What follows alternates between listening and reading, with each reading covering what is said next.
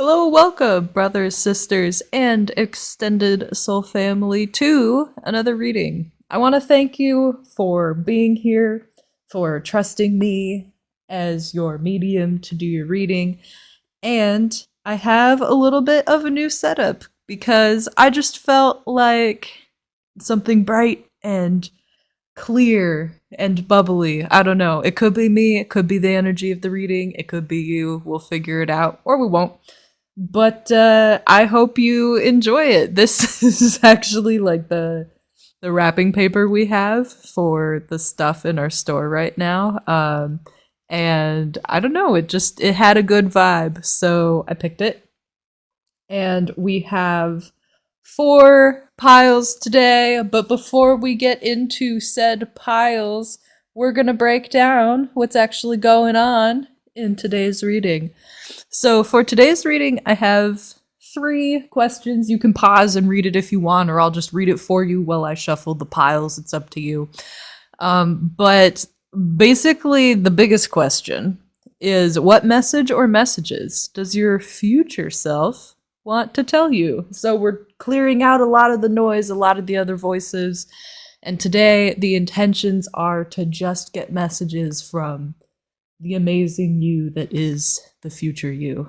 And we're going to ask how your future self feels about your situation or where you are right now, if you don't have a specific situation that pops into your head as you watch this. And we're also going to ask if your future self has any advice for you about like what you're doing or what you're moving through, and anything that might be relevant. I don't know, because we haven't done the reading yet. And then this reading has an extended portion.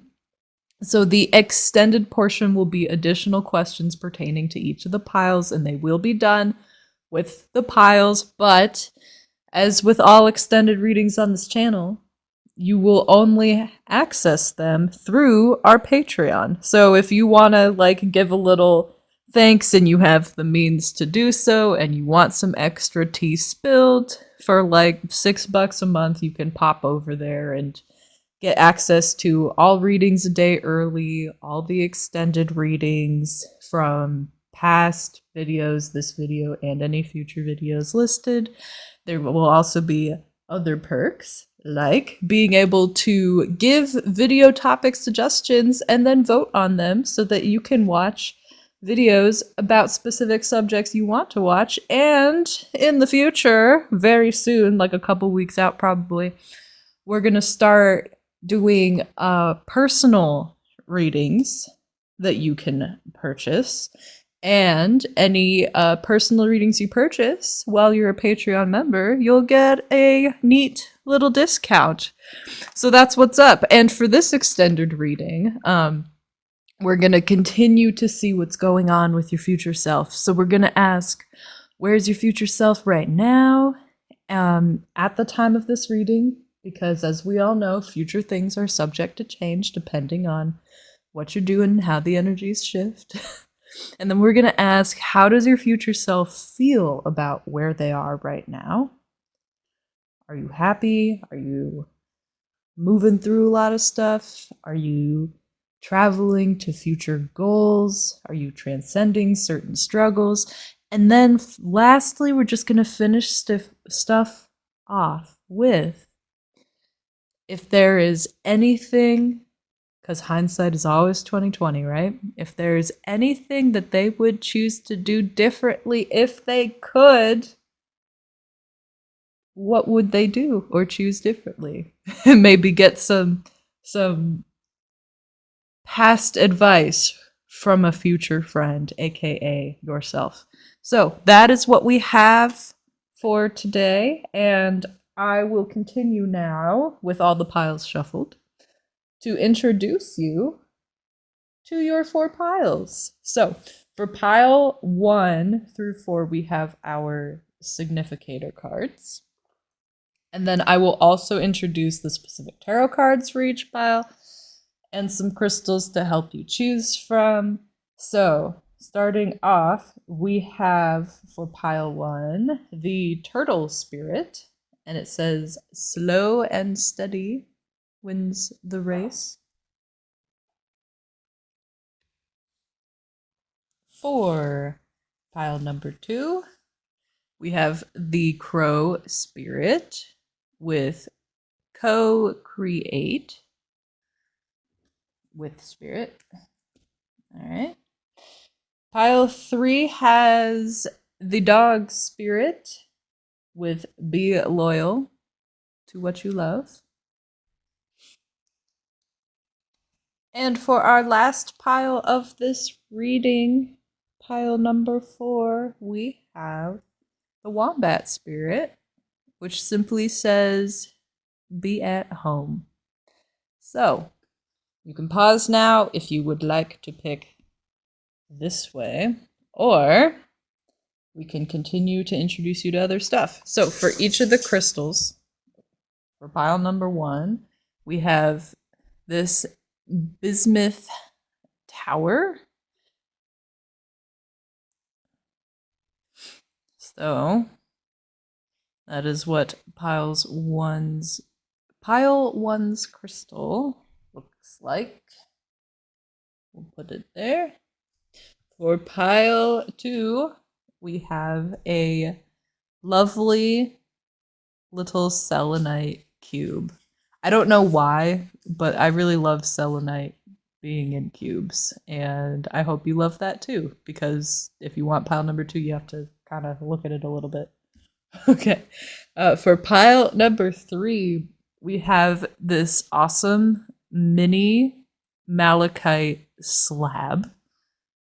Look how cool that is. And here's the back side if you are curious. So this little slab will go right here on pile 3. And pile 4 has a raw piece of azurite growing with malachite. So this is like a little bit of a, I don't want to say hybrid, but some people do call them like hybrids.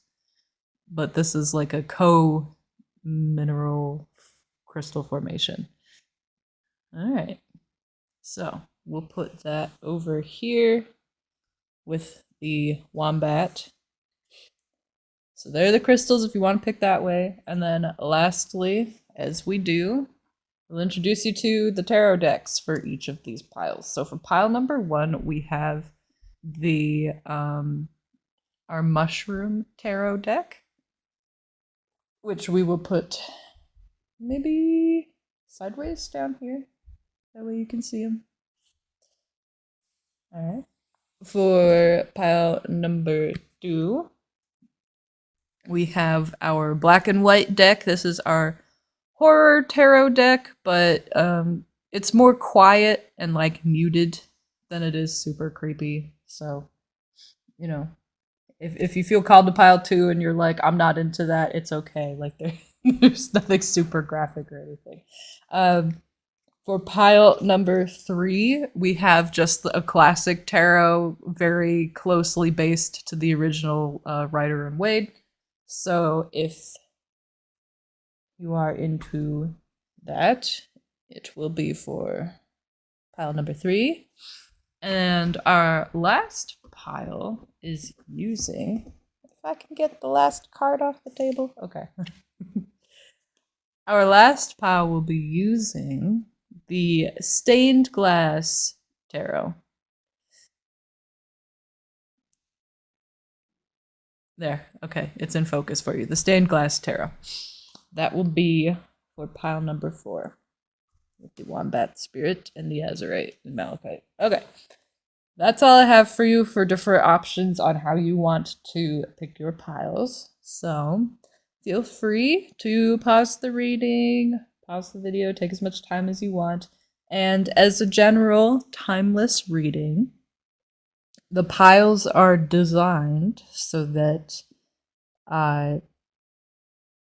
you're the one who can discern what resonates and what doesn't. So you may be drawn to one pile, you may be drawn to multiple piles, maybe all the piles, maybe just certain parts of different piles. It's really up to you. So take what resonates, leave the rest, no pressure. It's all for fun. At the end of the day, if nothing resonates, it's just entertainment, and I'm happy that you were here and hanging out with me. So, with that, I will see you in the reading. Hello, my dear pile number ones. So, if you chose your pile with the Turtle Spirit Significator card, the Mushroom Tarot called Midnight Magic, or we'll put that aside for now, or the Little Bismuth Tower, then this is your reading, and you found the right one. So, details in the intro about what the reading's about, but for those of you who just went right into it, today's reading is all about asking your future self if they have any messages or a specific message that they would like to relay to you. So we're just talking to them. That's the plan, anyway. And then this pile over here is for the extended reading, which is asking them about where they are now. So where are you in the future? What's going on? If there are certain goals you really want to achieve, have they been achieved? Or like, have you moved on? Are you still growing? Like, what's going on? And then, are you happy about that? Like, how do you feel right now in your future situation or energies? So, that along with if there's any other advice they have will be the extended, but the extended will be for those who want to support us in a different way, and they don't mind giving like a few extra bucks of their hard-earned cash to the Patreon to support me and this business and what we're doing. So if you want to support Lunatic Click, you can. If you just want to hang out and have a cool reading, and not give us money, like totally fine. So I want to get into things about you now. Let's see what you're up to, and let's have fun supporting you as the wonderful person that you are. So, thank you one more time, sincerely, for being here. And we will start pulling some of these wonderful, wonderful cards. So, we used the turtle card as your significator card, but you probably noticed if you watched the intro that you had another animal card face up because you also got the vulture spirit with nothing is wasted as opposed to the slow and steady wins the race over here. So the first thing I'm picking up on is I feel like there's a real fear that you have been experiencing a lot lately or are right now around a fear of like losing time or not having enough time for stuff. Like there's a real lack of time. That could be like time for yourself, time to do everything you want to do, or feeling like if you slow down, you're not going to be able to like meet deadlines or do the things that you want to do or actually accomplish what you're working on right now. This has a lot of like vibes around at work being in a place where it has to be or it feels like go go go, and there's no downtime, like you're just rushing and hustling, and it has more of an energy of like you're not getting things done quickly and efficiently per se, even though that could be something you're doing, but it has more of the energy of like you're going so fast that in some way it's negatively impacting you. Like you're way more fatigued than is comfortable, like you're a little too tired to like function outside of work or later, like you're not getting the rest that you need, you feel like you're not able to like enjoy your life the way that you want to because you're too tired, like too much time or energy has been devoted to something else. And it doesn't have to be work. That was just an example, but like I don't know what it is, but that's why we're here. So I think we'll put your 2 animal cards in the middle and we'll spread everything else out around them. Okay. So your next card here is oneness is my true nature. And there's something about like things radiating out from the center. I know this is just like made to look like a watercolor painting, but there's kind of this motion of like there's a center and stuff like spreading out from it. Like radiating is kind of the word that I'm getting. I feel like you're radiating something, or you know what it more feels like is, see how like the oneness is the stark white, like the color, the pigment, the paint hasn't touched it at all in this circle, at least besides the letters. It feels like there's all this stuff around you, but it's not actually, and it like it's around you and under you and whatever, but it's not like permeating into you. Like there's like a barrier there in a healthy way where there's a defined difference between all this funk outside of you and you. It's kind of like you can have a puddle of like water or whatnot and you drop like a marble in it. All of that water can be around the marble, but it doesn't get like into a glass marble. um, I feel like there's just a lot of funk around you in some way. We'll figure that out. Your next card is not an oracle card. This is a tarot card from one of my most beloved decks, because how can you not love that gold gilding? So we have the sun, and I. Hmm.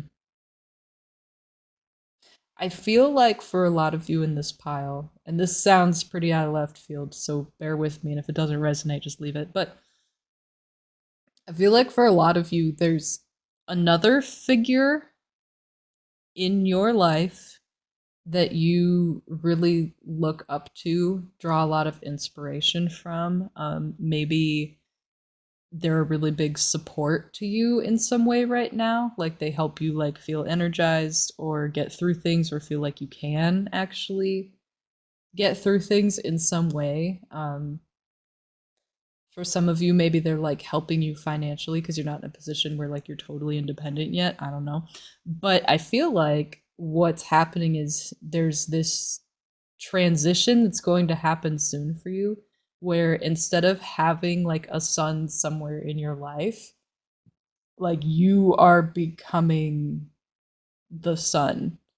So like you're becoming the really powerful, radiant being that like lifts other people up, because you're just going to be in like a really elevated, healthy position and phase of your life to where like you just have the luxury of being able to do that. And so like if independence in any type of form, whether it be like emotionally, financially, you want to like be your own boss, have your own business, you want to be like the rock in your family or friend group that's like helping everyone out in their times of need, something like that. Like you're going to be pretty soon here in an energy to where like you can handle that and it won't seem taxing or overwhelming. It'll feel natural because like you're just a very powerful, amazing person. And I think that's part of what like that radiating vibe we got was over here. So we'll put this here and we'll move on. We have a shadow work card next. So this one says guilt, and it has a little quip down here, or quip is probably the wrong word, excerpt we'll say. It says release the chains of past mistakes and embrace the growth they bring. I feel like this is some of the advice your future self is giving you to be able to make this transfer um, into the sun energy.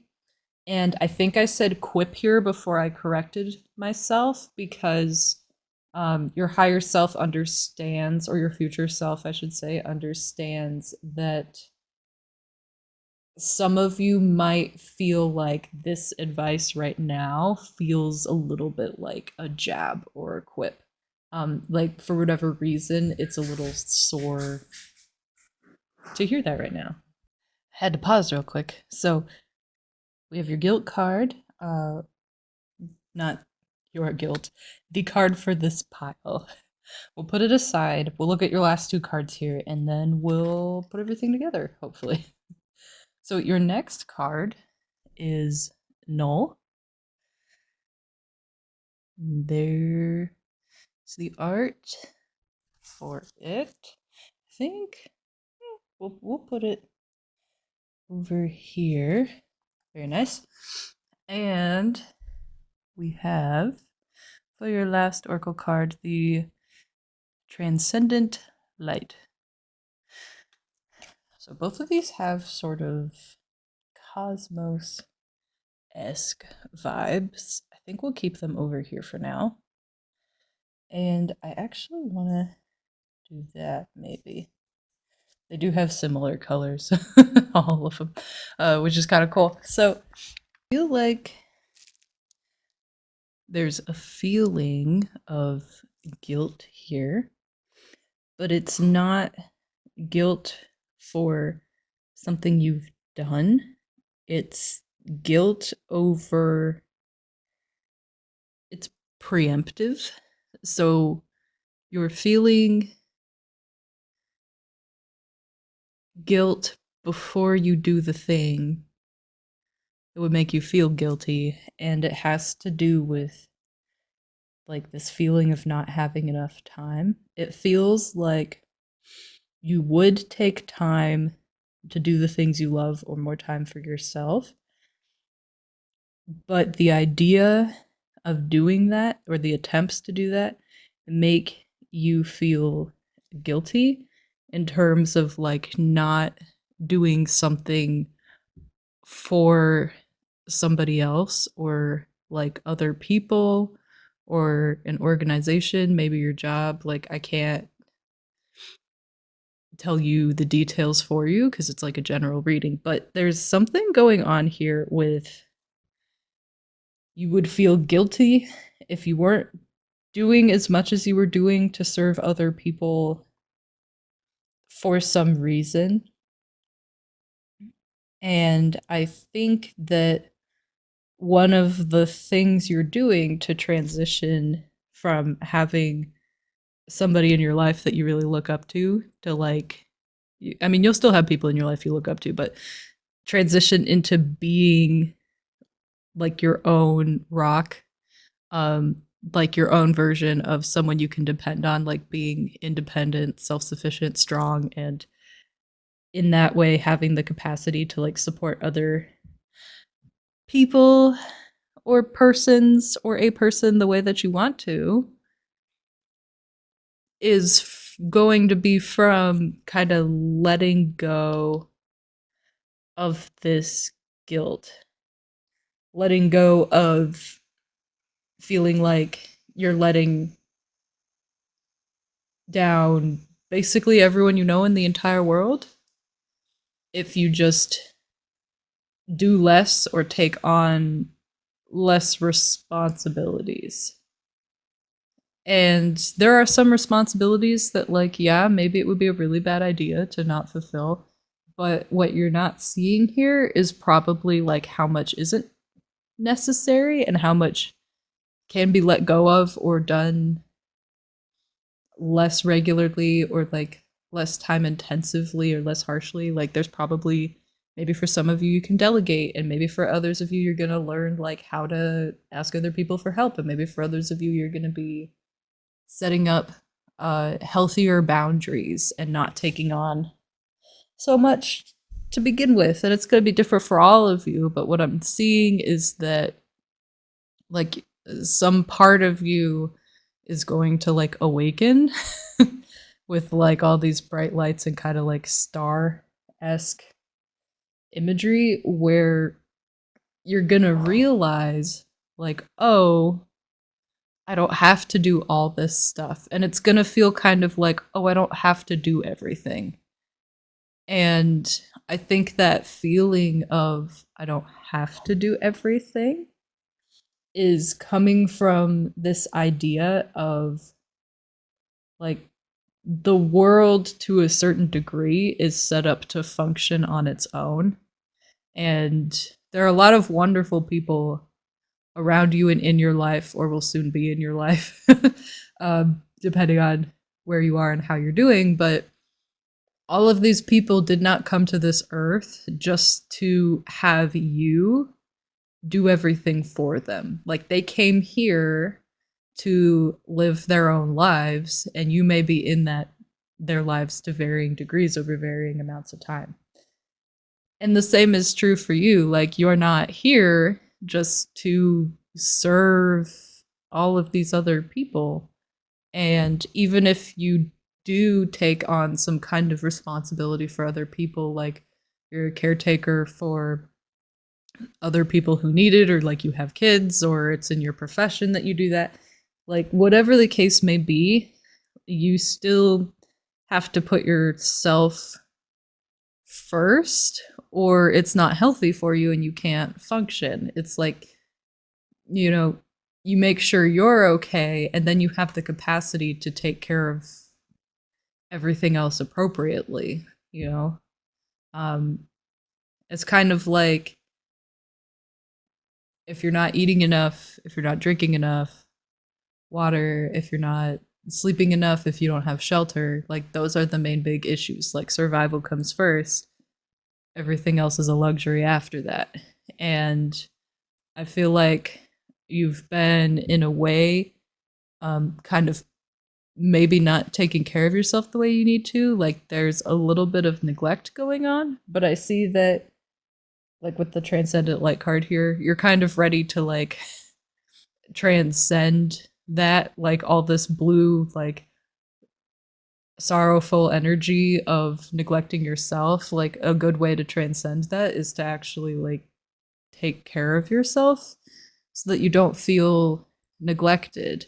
And I think for some of you, your higher selves are kind of showing me an energy of you're working really hard to take care of this other person or these other people in your life because there's this air of if I take care of them, then they'll value me, they'll love me, they'll take care of me back. And so you're looking for something to address your neglects and like nourish you from external points of receiving it, when all these things you're looking for from other people and trying to find in other people you could find from yourself. And I think that finding it from yourself is a lot easier. um and is a lot more like consistent or reliable, because regardless of what happens in your life, the one constant is that like you're always there, because you're, you know, your perspective. You can't ever really like get away from yourself, like. And so I think that one of the mistakes here is that in feverishly trying to serve all of these other like people or groups of people, whatever it may be for your situation, there's an attraction of people that want to be served that frantically or feverishly, or desperately. And the kind of people that want to be nourished that much without much questioning, or boundaries or breaks, are the kind of people that generally, I don't want to burn, you know, it's your situation, you address those people, but I think for a lot of you out there, those are the kind of people that generally don't care or pay much mind to other people running themselves ragged, and they kind of like it. And that can be for various reasons, but none of them are good reasons. So this guilt of, oh, if I stop doing all this for them, if I stop serving them beyond what I should, is what's keeping you in this loop, just know that when you eventually break that loop, um, there may be some people who are annoyed that you're not serving them anymore and they get upset, and that's their problem, not you, because like they should, I mean, as long as they're not like children or someone that needs like some kind of care, they should be able to take care of themselves. Like they can find somebody else to help them, or they can just do what they need to do on their own. And that might be a hard lesson for them to learn, but like it's not your problem, no matter how much they might try to make you think it's your fault or your problem. But that's kind of like something that those types of people will try to employ because they don't want to lose like an easier lifestyle. They want to like keep you serving them, and they might try to do that through like weaponizing these misplaced feelings of guilt. So a lot of what your future self is saying is that like you can like find this nurturing that you keep desperately trying to find in other people by actually just like giving it to yourself. And all these other toxic people that are kind of like utilizing you instead of wholesomely appreciating and loving you the way that you should be, in one way or another, like you'll see that when you make that transition, they'll fall away from your life and healthier people will come in and replace it. And those will be people that like are actually good for you and they like to reciprocate. So if you do favors for them, they do favors back. And if you need help, they'll help you because when they need help, you help them. And it's just like it'll feel better even though it might at first feel a little more boring just because you're essentially going to be going on like a drama detox. Like you're going to be going from all of like this blue, like sad energy that's around you right now to more of like the yellows that we see here, as you transcend and move more to like this sun energy of just like being happy and fulfilled and like creating joy from within and like creating nourishment from within. And it's like, yeah, even if you're healthy and well balanced, it doesn't mean you don't care if there are other people that are caring for you or that you can't have that or that you can't look for it. It just means that like when you don't have it from an external source, you don't feel like you aren't loved at all or appreciated or nourished at all. That's kind of what like the core of self-love is. So with that, I think that was a pretty solid encompassing message, but we're gonna pull some tarot cards just to see if there's any other like details or messages or advice. And I'm kind of hearing like there might be a little bit more advice that comes from the tarot cards. Like they might want to expand on another piece of advice outside of just guilt here. And I keep hearing like null and void, especially when I look at the null card. And so I think there's probably something I'm hearing for some of you, there's something along the line of like soul contracts. Like maybe part of the reasons why you feel this preemptive guilt is because like you or someone else in your life, like you kind of like had an agreement with another soul or like a soul contract with another soul, and maybe like it got fulfilled or maybe it didn't. Like there was like a plan or a promise and maybe it's falling through, and that's like creating some anxiety and you don't know where it's coming from. But this could also very well be like over your life, one of your coping mechanisms was just like people pleasing, um, for one reason or another, and now you're in that cycle of doing it because that's the people around you, like, they really only give you like positive feedback or some amount of reciprocation of um like I like you or I love you, but they only really express that like when you're doing what they want you to do the way they want you to do it when they want you to do it. And that's more manipulative than it is nourishing. So for those of you out there who are in that situation, your higher self is just kind of warning you to like maybe do some reflection and see like where that's coming from, and who that's coming from, because that energy will make you feel like you are kind of stuck in like a weird loveless void, and you don't need that because you deserve better. And the fact that your future self is telling you this tells me that a part of you really does understand and know that. So we have some cards, and we'll go ahead, take a look at them, see what they're about, see what they do. So we have I'll hold it up so you can see it. We have the Nine of Wands over here. And then we have 4 cards that made their way over here. I think we'll go from bottom to top. So we have the Three of Cups, which is interesting. That accidentally came out earlier when I was like shuffling off camera, before I did all of like the pile things in the introduction of this video. We have the Four of Cups.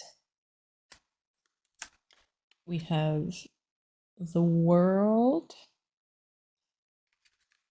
I want to lay them over each other like they were, but I also want you to see them. We have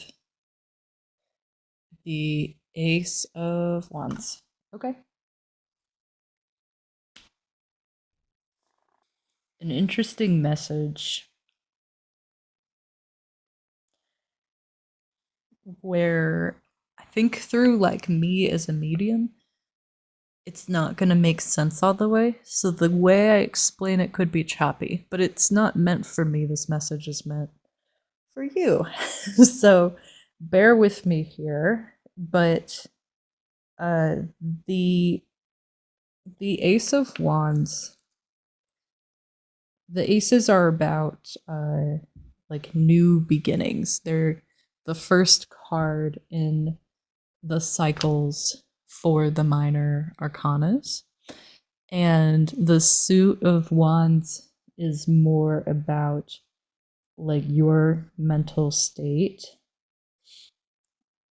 And I think what's happening here is like your transition into being basically your own rock, your own support system, or like your own foundation. And you can have other support systems. We've been over that. But your higher self wants you to reiterate, like, just because you're supporting yourself doesn't mean you're alone. It just means like you're stronger, regardless of who's around you. And I think that's a really big deal for you because like you want friends and you're a social butterfly, and that's a good thing. It's okay. The Ace of Wands here is talking about how your transition to that starts with a new way of thinking. And that new way of thinking will lead you on more of like an inner journey, not like maybe your new cycle consists of you like traveling to a new place or moving or something. But the core of this new cycle and transitioning from like yourself to your future self is adopting a new way of thinking. And you really do have, let's move this over here. You really do have like the world at your fingertips. And the Four of Cups, fours are really stable. And I think that stability is important here because this new way of thinking is going to transition you into a much more stable way of being.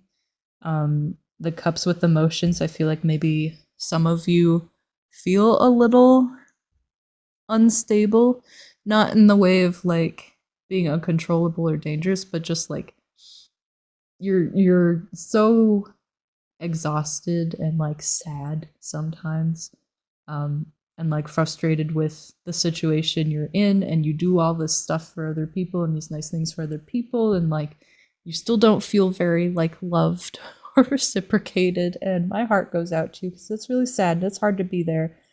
And so even though you're with all these people, like you still feel like really alone. And the Four of Cups here is telling you, like, one, it's okay. And it's okay to be alone, even though it's wildly uncomfortable. Being alone isn't a punishment, it's an opportunity to be with yourself and understand yourself and enjoy the quiet times between having the company that we enjoy so much. Um, and grow as a person so we can enjoy that company more and attract more of it to us. But for this, the Four of Cups talks about how there's something unseen, and whatever you're not seeing is something that is at your fingertips. Like you can reach out and easily have it. But the only reason it feels like it eludes you is because you're not sensitive or aware of it. And in this case, I feel like this really is talking about how like you have the ability to find that nurturing energy or gifts or actions that you're looking for. You have the ability to find like that nurturing quality or presence in life and love for yourself from yourself. And it's great when we receive it from outside sources, but like you don't need to find it from outside sources. It's not something you can't give yourself. And I think this is a lesson in being able to do that, give it to yourself. And the world and the Three of Cups is reiterating that or strengthening that message through these two other cards here. So like you really do have like the world at your fingertips, and that can be kind of a frustrating message when it's like, why are you sad? You have everything you want. What are you doing? And it's like hard to hear sometimes. But if you stuck with me in the reading so far, it's because some part of you is ready to recognize that and move on and not be frustrated that other people in our lives can be neglectful or manipulative, or just not like very caring. And so the World card here and the Three of Cups are telling you like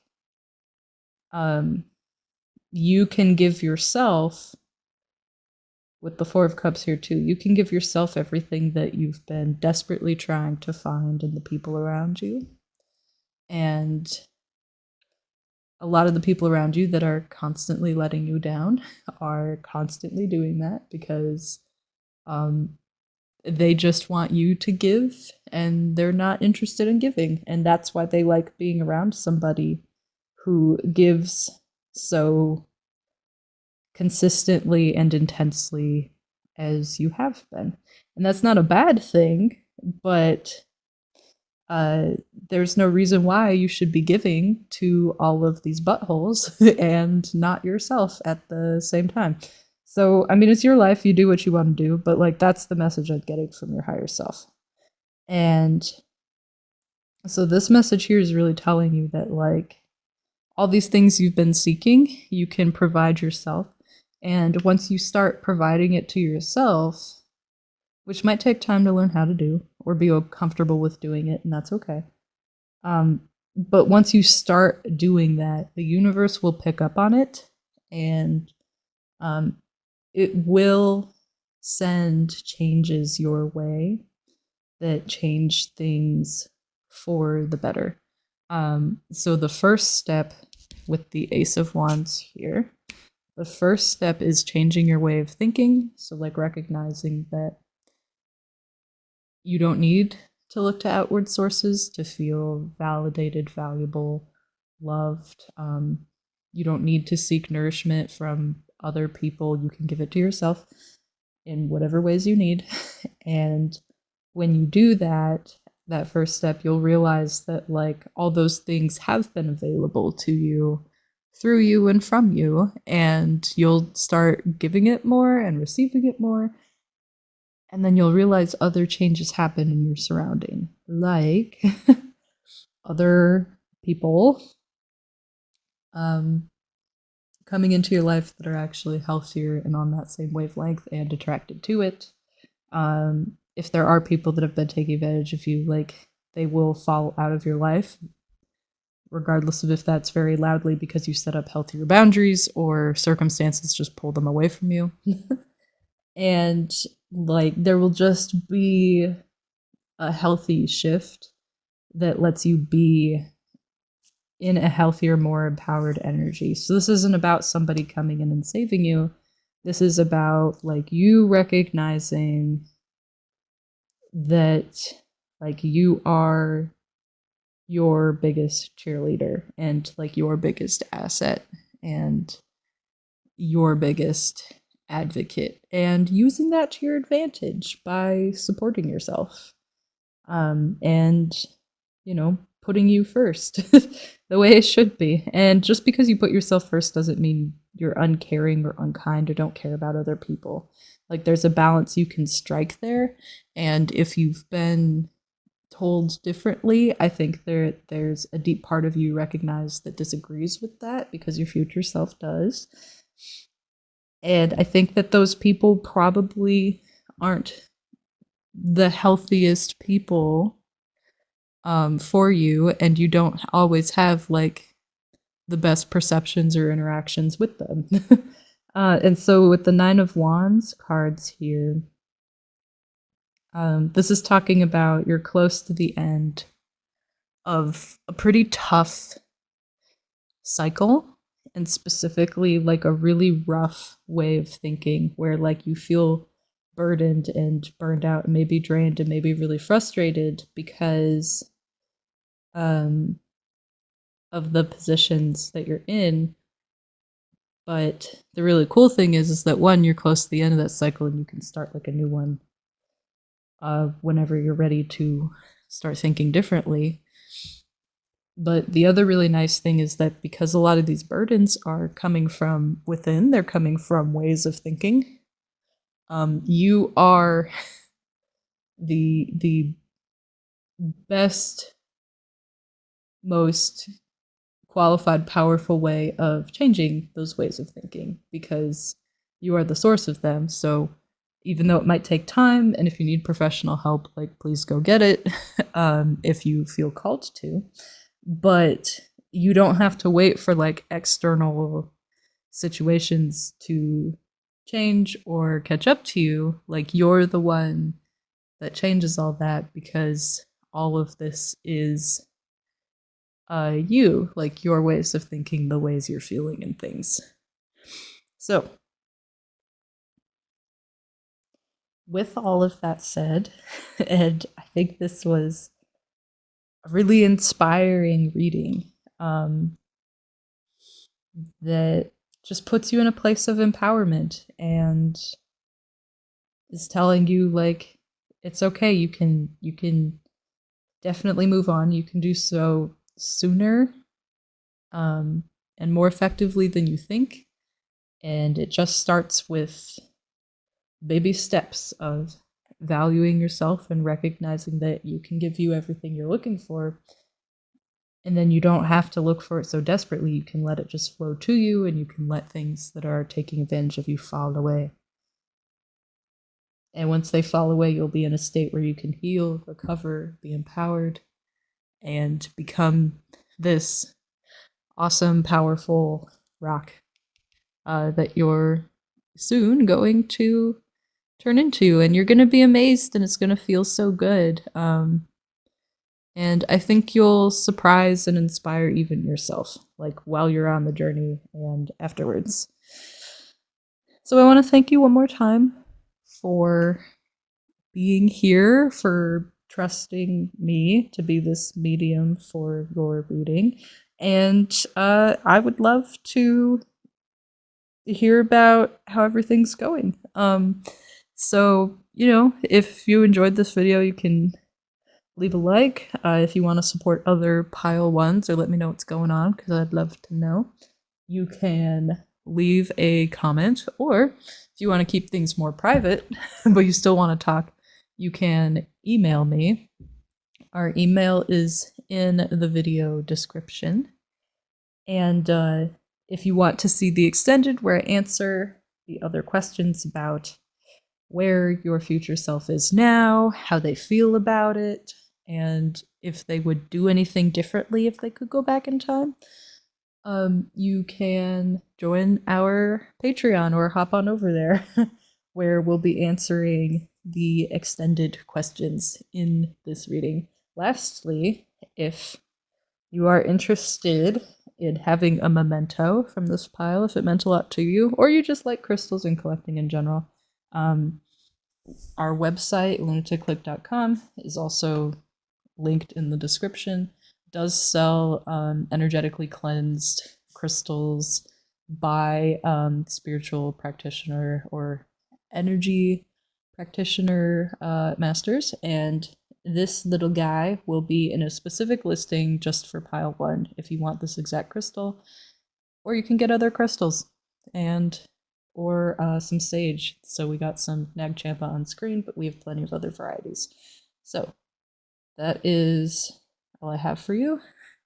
Thanks for listening. Thanks for being a wonderful you. I'm not worried about you being able to complete this journey, because I know you're going to, because I just talked to the version of you that did it. So I wish you all the luck and light and love in the world, and I will see you next time in a new reading. Welcome, my dears, to pile number 2. So if you chose this pile for this reading based off of the significator card, the Crow Spirit, the crystal, the sweet, awesome selenite cube. I don't know why, but I love selenite as a cube. I can't get over it. We'll put it here. Okay. Or the horror tarot, which, again, not super graphic, just a nice mute mono colored grayscale tarot deck. Or nope, that's kind of all the ways you can choose. So this is the extended reading pile, and this pile we're going to put aside and we will uncover later. So for my beautiful YouTube audience, we're going to answer the first 3 questions, asking about if there are any messages that your future self would like to give you. More details in the intro for those of you who skipped it.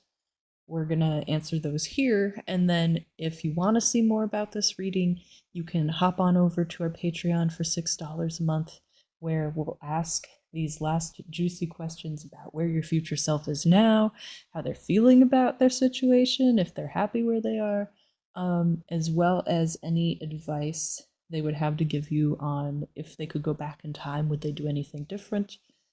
And there are also some other perks, like you get extendeds on any other readings, whether they be past, present, or future moving forward. There will be discounts available to you if you want to purchase some personal readings from my lovely self, straight to you. No generalized beating around the bush. So we will have those available for you moving forward as well. Now, let's get rid of the shameless plug and get into this reading, because this video is all about yourself, not myself. And I am so excited that you trust me to do an awesome reading like this for you. So with the Crow Spirit at the bottom, it says co-create with spirit. And we will put that right in the center for you. I love it. Okay, next we have this advice card, and it says, true healing occurs when I give myself permission to feel whatever feelings live below the triggers. So that's kind of a deep statement right off the bat, talking about impulsivity. And I think what's happening here, I know we're only 2 cards in, but I think a little bit of what's happening here is um, when you're trying to manifest something that means a lot to you, that you really want, and it's just quite not quite happening.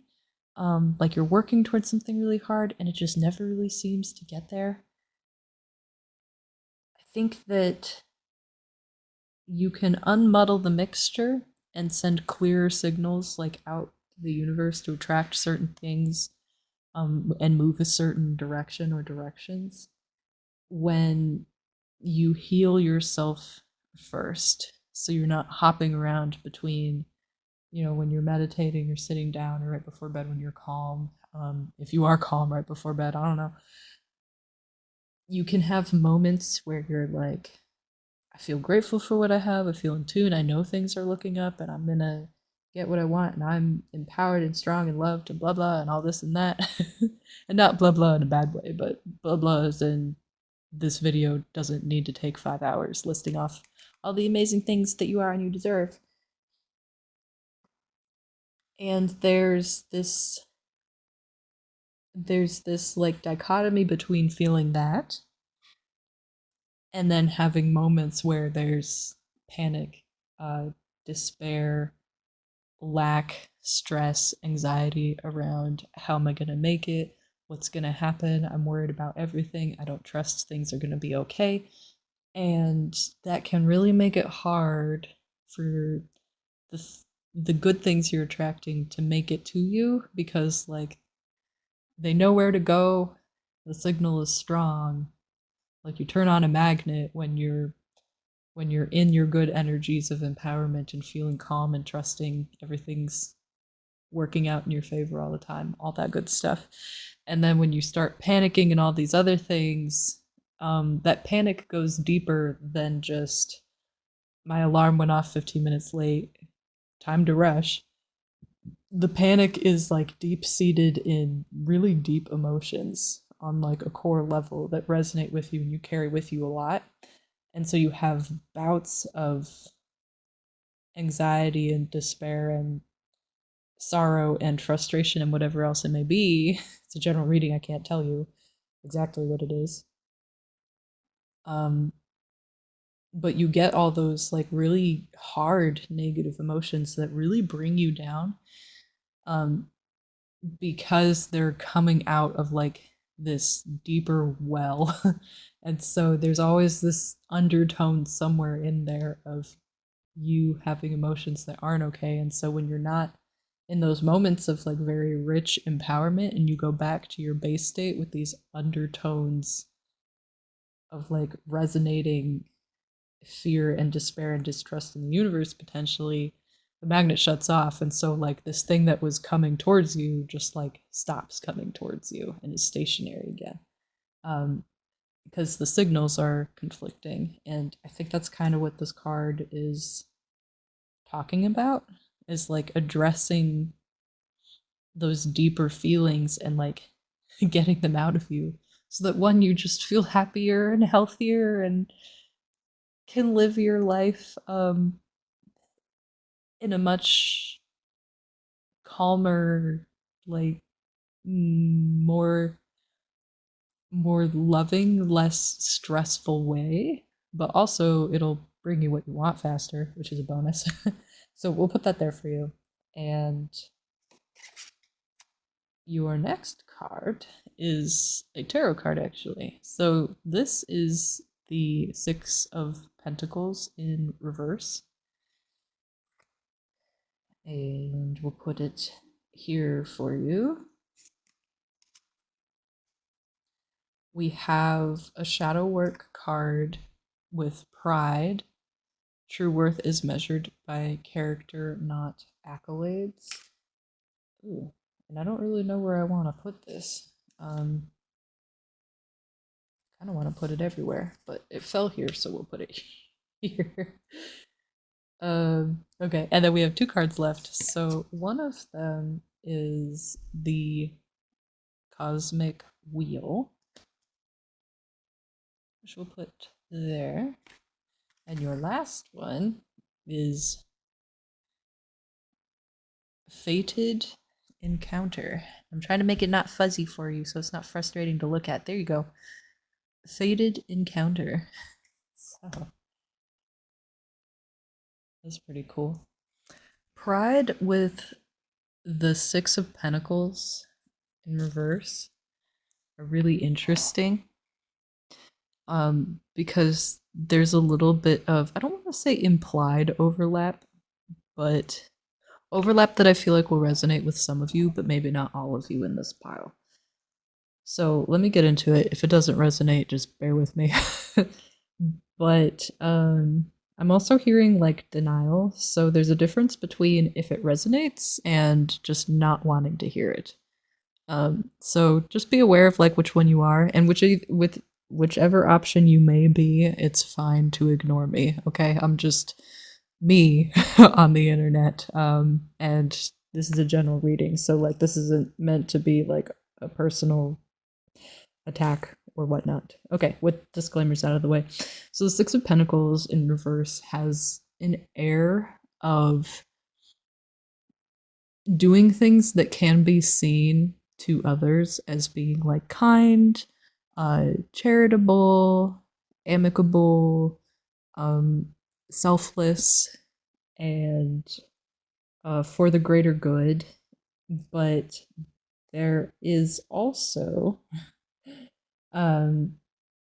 this interesting issue the card raises with maybe not having the best of intentions through doing something great, or what other people would call great. So these can be intentions like doing so for like bragging rights, serving your own ego. So like doing something nice for other people so you can tell everyone else that you're a really great person, rather than doing it because sharing like love and light and kindness with other people like warms your heart, you know? um and so this might be a little more of like a complicated topic, but these two cards together, I feel like there are perhaps some what your future self recognizes are like ill motivations behind maybe some stuff you're doing that other people tell you is like a really great thing to do. It's kind of like uh in the movies there's like that one character, I can't think of any specifics right now, but like a common movie trope is like there's that one character that's just like a jackass, but then they want to impress like a certain person that they want to date or something, so they're really nice to everybody but only when that other person is around and seeing them, right? Like like you be super nice when they're around because then they'll like you and think you're a great person, but like you're only doing those nice things because you're not a great person. You just want them to think you are. There's sort of an energy close to that here. And if pride doesn't feel right for you, I think there are other things to look at in terms of motivations behind why you're doing stuff. Like, did you get guilted into it? Are you doing it because you think someone will reciprocate and you want to cash in that favor down the line? Are you giving gifts because you're expecting you'll get gifts in return? Like it's a lot of, are you doing something nice just for personal gain in some way? And for a lot of you, that personal gain could be related to pride in some way, like trying to raise your status, trying to feed your ego for bragging rights, something like that, like putting yourself above other people. Or maybe you're doing like nice things and you just think you're better than people that aren't doing those nice things. Like there's an air of somebody's getting up on a pedestal and you're the one deciding who gets to be on them. With the cosmic wheel, this card talks a lot about cycles, like the wheels of life faded to spin. Um, so we have like our ups and downs, our highs and lows, things like that. But one of the things I'm getting from here is some of you kind of feel like you keep getting taken for a ride. Like you go around and around, you jump through these hoops, you do the obstacle course, and you come out the other side not feeling like you gained anything. And so you try again, and halfway through, you realize, oh my God, this is the same damn obstacle course. And then you get through the other side and you go, now I'm really certain I gained nothing. um, and I think for some of you, part of what keeps running you through the same old ringer is the intentions behind what you're doing don't actually line up with the things that you're doing. So we go back to like this muddling the mixture idea between these two cards here, where it's like you're not quite getting what you want or getting where you want to get to because the signals between like your actions, your words, your thoughts, your intentions, and your actual emotions are just all across the board. And so instead of going like north, you have a signal pulling you 5 different directions that are like equally spaced around the compass. So you end up somehow just staying in the center. um, and I think there's a real call here to do what this card said of feel whatever feelings live like below the triggers, uh, but also like feeling what feelings are happening below your actions, below your words, like feeling your thoughts and your intentions. I feel like, I mean, ravens are really smart. And I know this is the crow spirit, but I keep staring at a freaking raven. And like crows are really smart too, don't get me wrong. So, regardless of which bird, we'll say crow just to be correct with the dang card. There's this, I keep getting this energy from your future self of telling you that like you keep trying to outsmart the system and the universe at the same time. Like you think you're smarter than the wheel, which like if we're talking about a hunk of metal and rubber or old school wheels that are wood, like yeah, you're smarter than a wheel. But that doesn't mean that you have the ability to like perfectly explain how that wheel's going to behave if it's rolling down a hill with like unpredictable rocks. And I think something that's really frustrating for you is you have this idea of if I play the system in this way that I devised to play it, everything's going to pan out how I want it to. And somehow you keep going back to like someone threw a wrench in the gears and it messed up my plan. And that's why I'm back here. So I'm going to do it again without that wrench. And then a different wrench happens. And then a different wrench happens. And I feel like instead of recognizing that, like, you're not going anywhere because you keep driving yourself in all these different directions unintentionally because your emotions, your thoughts, your actions, your words, and your feelings are all pulling you in different directions at the same time. On an intellectual level, you convince yourself otherwise, and that external forces are just messing with you. But you're gonna get through this because you're smarter than the system. um, and I think that eventually you're going to realize there are no wrenches that are here just to throw you off your game through coincidence. You're getting put through a cycle to repeat because you're simply not moving to a new cycle because you're not aligning all the different parts of yourself in a way to where you're going to direct yourself in a single direction. And that's what this card is talking about. So it's like if all your actions and words are going one way, but what you actually want, like your desires and your emotions, are going this way, and your intuition is telling you to go another way, it's going to be really confusing for you to like navigate at higher levels, and that manifests in the 3D world as the same stuff happens, but somehow you don't go anywhere.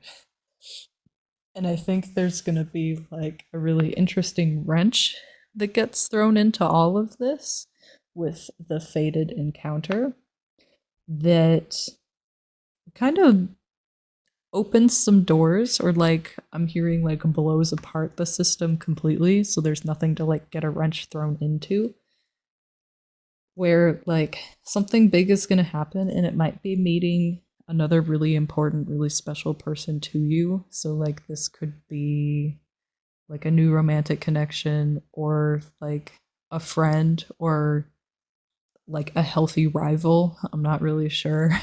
um because it's so different for all of you potentially, but this is going to be like somebody who opens your eyes in a way to where you realize that like playing the game, or what you've seen as yourself playing the game very smartly, like actually isn't fruitful and worth it, and your future self is kind of having a laugh. Not in like a bad way or anything, but they're kind of doing that like chuckle to themselves and shaking their head, where they just kind of realize like this idea of playing the game and outsmarting the system is a little bit silly because um instead of trying to do all this work to like push the wheel a certain way with all these rocks in the way, like you could just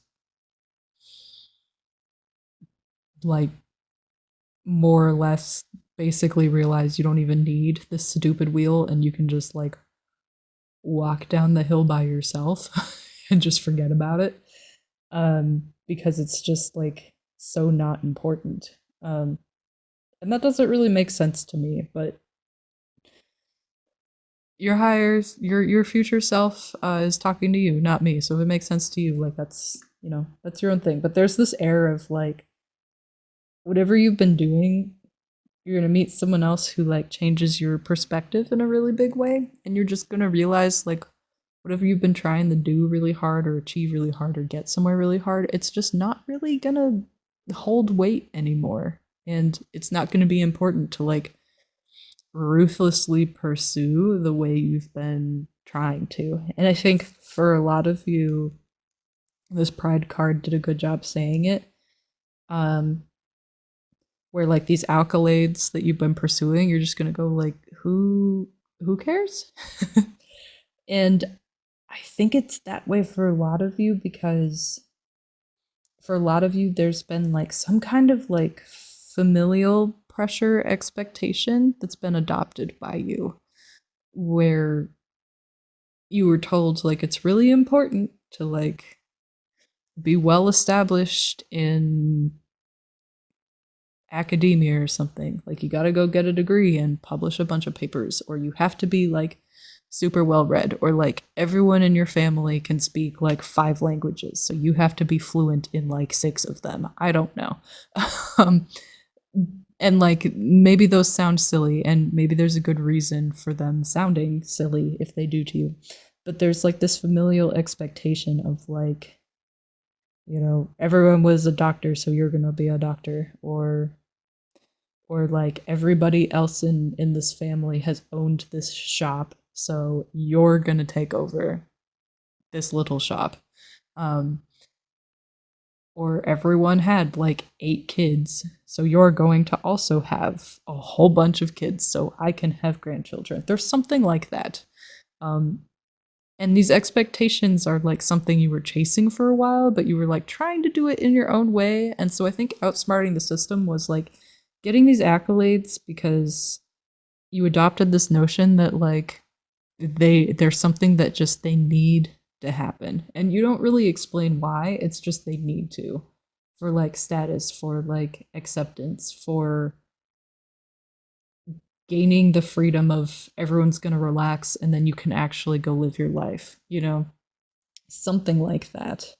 But you were trying to outsmart the system in a way to where like you could still do what you wanted after or during or like still be who you wanted to be. Like an example I'm getting, and this example doesn't have to be your example, it's to get the energy across, is like you really want to be single um and on your own. Like you don't want to pledge your undying love to somebody and have like 3 kids with them and then spend your life raising these kids.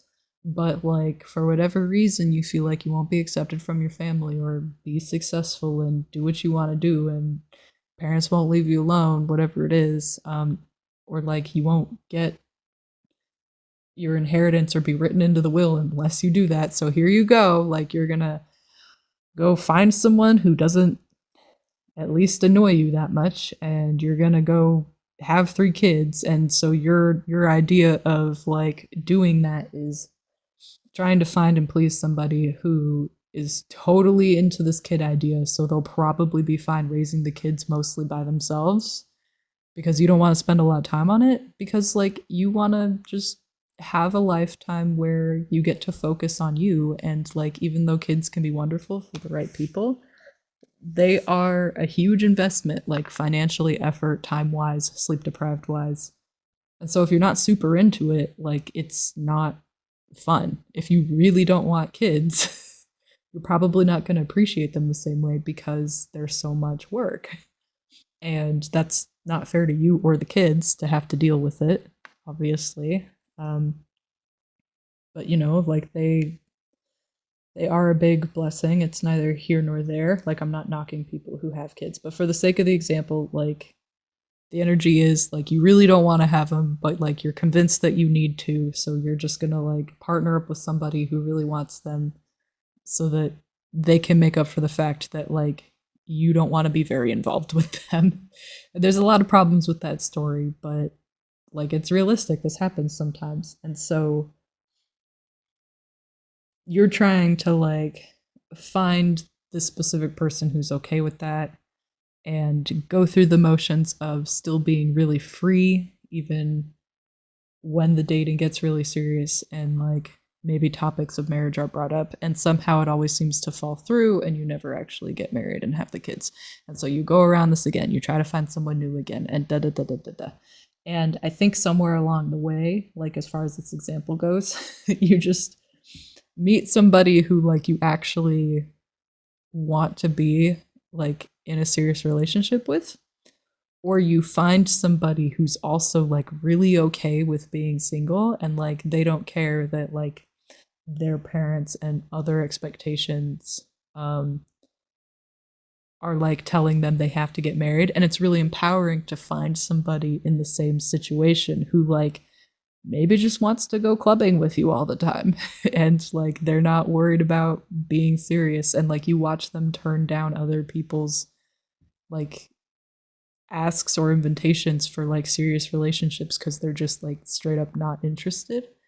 And that's like a breath of fresh air for you to find somebody who's choosing to be in the walk of life that you want to choose to be in, and that like inspires you. And so you just kind of drop the need for the familial expectations, and you just kind of say like, why was I chasing so hard like the approval of these people, like my parents or my family members or my friends? Or why was I chasing so hard to be written down like in their will when like I'm gonna be fine and I don't actually need to inherit anything from them. Because the truth is, like, I'm really successful right now and I'm happy with most of my life choices, except I don't want to be trying to seriously date people, you know? So you just let it go out of all of that. And then you just, you're not in the cycle anymore because there's no reason to like chase all this stuff that like is for an ends that you think is useless. And I think that's like the core of it is you've been pursuing something for a long time that like deep down you don't actually hold any value to, but like everyone else told you you're supposed to value it, so you just like do. And you're going to meet somebody who empowers you in some way to like just finally challenge that belief you adopted, that like you don't actually believe in. You were just conditioned to because so many people around you told you you should. And there's nothing wrong with other people valuing it. It's just like if it's not for you, it's not for you, let it go. And like it doesn't have to be more complicated than that. And that's really what it is. Like something you were chasing and pursuing, like you didn't value and wasn't useful to you whatsoever. And like all the deeper parts of you knew it, so you didn't actually get it because you getting it wouldn't help you. It would actually like hinder you from living the life you want to live. So you went this way really hard, and all the like higher parts of you went this way really hard, and so you ended up just going nowhere. Nowhere, and that's why things just seemed to like elude you or not work out somehow all the time. Those were like the wrenches. um and so you just like happen in these circumstances for which a lot of you it's meeting a person but doesn't have to be, where like you just realize, oh, like pursuing this is meaningless and it always has been and I never wanted it, so I'm just not going to want it. And like if other people have a problem with that, then like that's their problem, but like they're not going to make that my problem, just like they've been making pursuing this thing my problem for a long time. Like I'm letting go of it and I'm not picking it back up. And if that distresses them, that just distresses them, not me. And what you'll find is that whatever you actually pursue wholeheartedly because it's meant for you, because you want it, because it makes your heart happy, um, and you just feel bliss when you do it, those are the things that are going to work out, and they're going to work out so well. Like your higher self is just saying like you don't even know. um, and you can't imagine how amazing this is going to be. So I'm going to pull some tarot cards just to get some details because I said I would. I don't really know what details we want because this answer was like awesome. This pile's been great. But maybe we can ask for some more specific advice because we got a lot of like where you are now and like where you're gonna be and what's happening, but maybe we could get some more things that like some more details on things you can watch out for or things you can do um, to kind of just move in this direction of empowerment here. So there's one.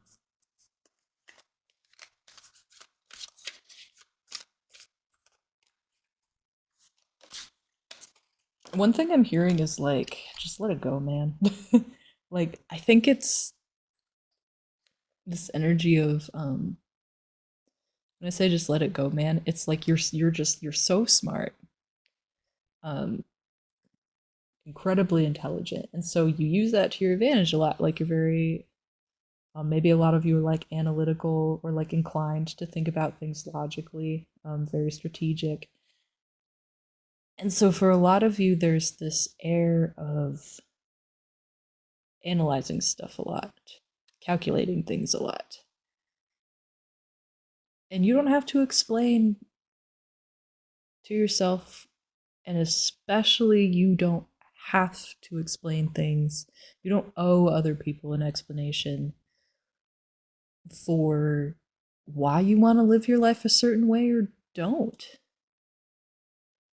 And like if other people ask for an explanation and you feel like giving them one, you can, but you don't owe them one. You don't have to. And if you feel like trying to explain yourself to them isn't helping you any, or it's none of their business and you don't want to, like just let it go. Like they can be upset and throw a little fit over you not giving them what they want when they want it, but like 2-year olds do the same thing and they're not taken very seriously when they do it. So if these other people are going to act like a 2-year old, maybe don't take them so seriously because why should you? Like, what's the worst they're going to do? Be annoying? Okay, like, ignore them. um, and regardless of what situation you're in, your higher self is telling you, like, you have ways of just shutting them out, you know? Like, they don't have the right to bully you into you living a life that's ideal for them. So like just don't let them. What the heck? Like it's your life and you're the only one that has to deal with it 100% of your time. So make sure it's something that you're happy of and you're proud of and you're jazzed to live every day, because I feel like for some of you you're kind of not. And you being analytical and calculating is sort of your way of like not having to sit in the harsh reality of this isn't what I want to be doing. Like being strategic and calculating is kind of your way of like not like keeping your mind busy so that you don't have to deal with that really sad truth of this isn't even what I want all the time, because that is a really soul crushing reality to be in. um, and my heart goes out to you if you're there right now. So we will get to your cards, or at least the ones we pulled right now. So we have the Queen of Swords over the Devil card. And maybe some of you are like, "Oh no," but it's fine. They're symbolic, but basically the message I'm getting from these two is that you have known for a very long time what you want, and to varying degrees, going from literally not saying it to anybody to saying it all the time and still nothing changes. Um, Speaking out loud to other people, including yourself, like what you actually want. And in some way or another, you convince yourself or these other people convince yourself or shut you down and tell you like, nope, that's not what you want, or like that's not realistic, or that's never gonna happen, so do what I want instead. um and if you're saying that to yourself, you're saying it like on their behalf of like, oh, but if I don't do what they want, then like XYZ, and that kind of like scares you back into this weird little cycle over here. And the Devil is all about choices, or not all about choices, but there's a lot of making choices or navigating the world based on like temptations being around you. And here I don't think like the devil is necessarily like a bad thing or a spooky thing here.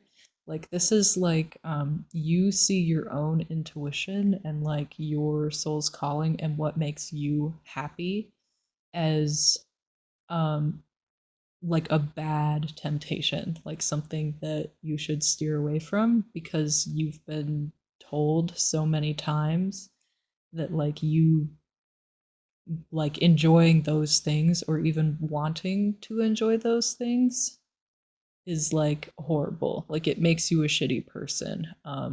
Or like no one should love you or is going to love you if you're like that. And everyone should like shun you for it. And that's just, unless you want to be the new Dexter and you want your hobby to be like serial killing, or something that like tortures people, There's no real reason to feel that way. If you're not harming anyone else, then like it's okay. So like maybe if we go back to our example of you just want to be a bachelor, you don't want to be like tied down with somebody, maybe don't like get in a serious relationship and then cheat on them. Maybe like, maybe just stay single and like go have amicable relationships with other people that want that too. Like there's a good and a bad way to enjoy all these different hobbies. So like just do it in a way that doesn't actually like harm anybody and there's no reason to feel bad about it. Um, and I think that these cards here are kind of telling you like that the Queen of Swords like speak your truth as advice and really be blunt with yourself in assessing whether or not what you really want to do is that bad.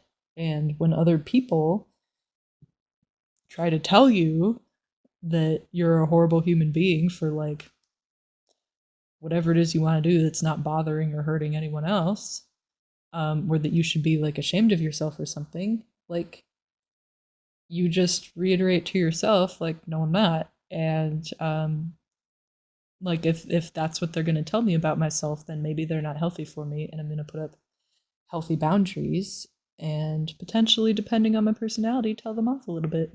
um, because the Queen of Swords is incredibly persuasive, and that can be towards yourself as well as others. So I think there's a lot of like using your internal dialogue to empower yourself and steer you on a right track instead of doing all this chasing things that you really don't want, but you've been told that you want it. So you kind of went after it, but you don't really care. And some of those things you've been chasing for some of you, like you really don't want. Like you don't want to get married if you want to be a bachelor. So it just like hasn't worked out, and that's kind of a blessing in disguise, but you don't think of it that way because now you have to put more work into trying to find someone else so that like your family will just leave you alone. If that's your example. Like that's the energy. And I think you could hear it in my voice when I channel your future self. Like they're exhausted about it. So the first step of your advice is talking to yourself and changing your internal dialogue and like rationalizing with yourself like what you actually want and convincing yourself that like these temptations that people have told you are terrible aren't actually bad or temptations. Like they're just different callings you have, like intuitive callings you have for how you want to live your life, and you're gonna go do it because look at this guy. Like he's not gonna take shit from other people, and if they're gonna tell him like don't do that thing, even though he really wants to, like he's not gonna like turn around and go, okay, I'll do something else. Like he's gonna be like, get on my way. And I think that when you empower yourself, you're gonna be more in that energy of like what are you really offering me here by making me feel bad about doing something that I really want to do? Yeah. Like what do you want to get from this? Because I tell you what you are getting. You're getting Amy from a YouTube channel to fight you on my behalf. No. Like all you're getting is me to distance myself from you, honestly. That's kind of what your higher self is saying. So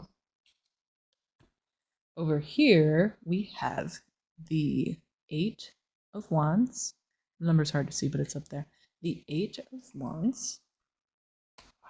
And the Eight of Wands is kind of an interesting thing to put over the Six of Pentacles and the Pride card.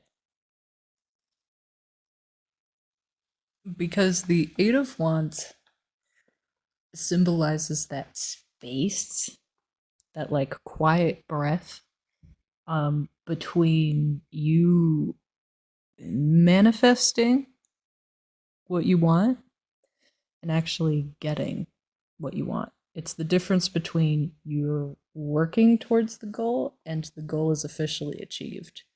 You going to get what you want and actually getting that reward. It's like the quiet space in between you sending out the signals in the universe and the physical world getting back to you by giving you what you've been seeking and manifesting, because there is like a slight delay there, like time has a little bit of a buffer in the physical world. And it's funny to see it over these two cards, because you've been in that space of like not getting what you want. And with the Eight of Wands over these cards, I think there's this advice of you're in that space of not getting what you want until you're actually like real with yourself, like you're true with yourself over what you want really is, and you just like admit to yourself what that is and you embrace it. And you can do that in safe ways. If you're in an unsafe situation, and like if you need professional help, please go get it, whether that be like the police or a therapist or whatever.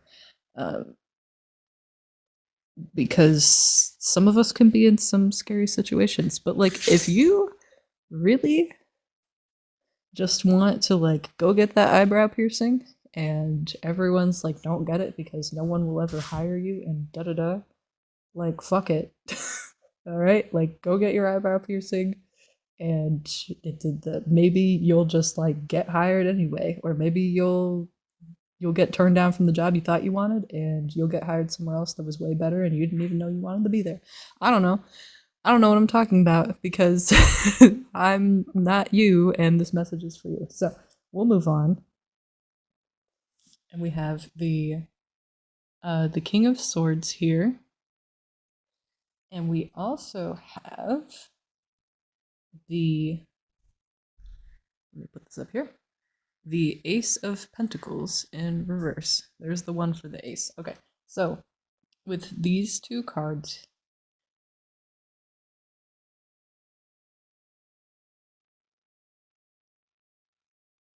there's just this energy of it's time. Like acceptance from a very depleted, tired state. Like you did everything, you thought you could just do what everyone told you to do, and you'd somehow find a way to be happy anyway by playing the system or being clever with it. But yeah, like just stop and just be yourself. And it's time to be proud of yourself, because you, if nothing else, like you know how to be proud of yourself. And a lot of other people in your life, I'm guessing, see you as being like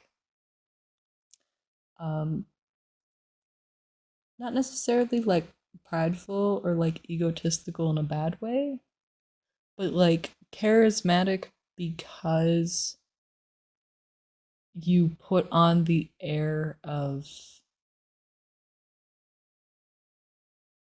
knowing what you want and like being true to yourself. And it feels kind of ironic right now, but the reason you have that air is because like you have that, like that drive and that sureness in yourself to be very confident, and not in like I have to prove myself way or like a compensatory kind of way, but just like a very true, real, like, this is me and this is what I'm doing. And there doesn't have to be an explanation for it, because the true you understands you don't have to explain yourself to the world. You can if you want the world to understand you, but like you don't owe anybody that. And it's kind of funny because you've been in a cycle of feeling like you do have to be something else and explain yourself. And your biggest piece of advice is kind of just doing stuff for you and not feeling like you have to owe people anything, really, because you've been doing that so far and it really hasn't worked out. And it hasn't worked out because if it did, it wouldn't make you happy and it wouldn't be in your best favor because you wouldn't be living your life for you. And everyone deserves to live their life for themselves. And the Ace of Pentacles is in reverse here because you haven't actually gotten that first step in your new cycle yet. There's a pause there, there's a delay there. And the way to like get past that pause and delay is to just like be really true to yourself and others and say what you need to say to yourself and potentially others to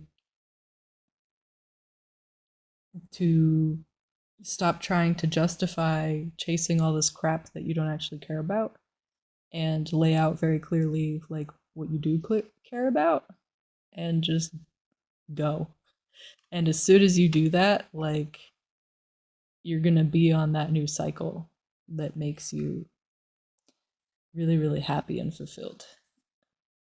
And again, like for a lot of you, there's going to be like a certain person, for most of you, or like a trigger that helps you get that justification like the right way, or like a support system that like helps you stay empowered. But the advice to yourself is like don't wait for something cool to happen or some neat person to show up to show you how to do it, or like fight the good fight for you. Like start doing this work now because there's nothing left for you chasing these wheels. And like the worst thing that could happen to you is you actually getting whatever it is you've been chasing to appease these other people or their beliefs that you adopted. So it'd be better if like you just kind of cut that out before things maybe go too far, is what your future self is saying. um, and I think it's really empowering that you have the King of Swords and the Queen of Swords. So like you're a master of your own words spoken to yourself and the words you speak to others. Like you're powerful, you're convincing, you're concise, you're straight to the point, you're taken at face value for what you say, like people believe what you say. And so if there is pushback, those are people that are trying to manipulate you in some way for their gain, and they're super not worth it. And it's not that they don't believe what you're saying, they're just trying to get you to not believe in yourself. Because when you do that, you tell yourself other things, and you telling yourself what they want you to say is way more convincing than them saying it because they kind of suck at it compared to you. So your higher self is just saying like, you know, be true to yourself and challenge all these beliefs that you don't actually believe in to start your new cycle, which will be really fruitful because that's what pentacles do. Okay, that is, I think, where we're going to leave the reading. I want to thank you one more time for trusting me to be the medium for this message because it was a really good, really touching message, and it was really cool to see unfold and be a part of. So if you want to, you know, support me, if this helped in any way whatsoever, or at least was entertaining, you can leave a like, you can comment to support other pile twos or let me know what's going on. You can also email me. Our email is in the video description if you want to let me know what's going on, but you also want to keep things more private so that only I see. And if you want to support us in other ways, you can join the Patreon for $6 a month. You can get the extended to this reading where we ask where your future self is now and if they're happy and if they would do anything different if they could go back in time, as well as extendeds to any other readings we put up there, some exclusive content. You can vote and suggest different video topics, so you can actually pick what topics we cover in future readings. And in the future, you will also get discounts on private readings that you can purchase that I will give just for you. And you can also go to our store, lunaticlick.com, also in the description, and you can purchase expertly cleansed energy crystals and charged. They are energetically charged as well as some cleansing things like the Nag Champa sage right there. And if you want, you can even purchase this specific selenite cube so you have a memento of a very cool reading that meant a lot to you. So with that, I will just say I wish you all the luck and happiness in the world moving forward, because I know you can do it, and I will see you next time in a brand new reading. Welcome, my dears, to pile number 3. Thank you so much for being here. For those of you who skipped the intro, this reading is dedicated to asking your future self what message or messages they have for you.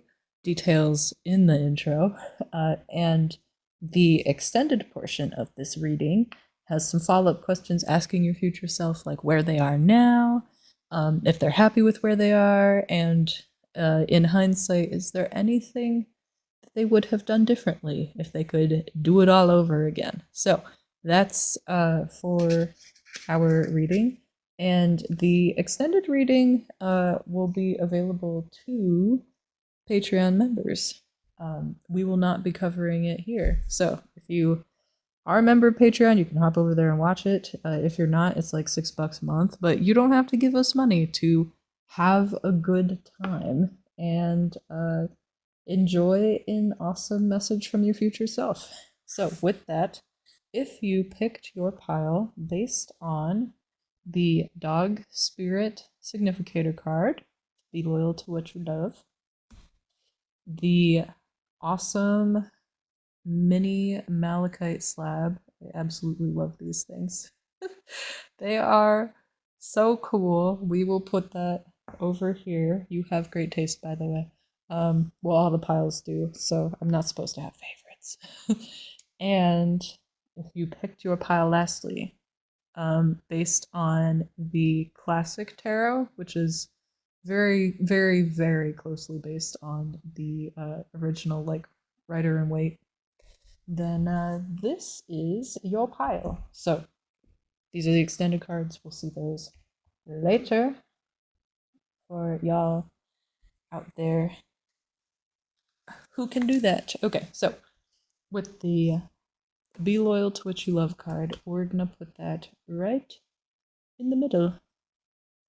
And we will continue on here. So your first oracle card says, I choose to learn through love.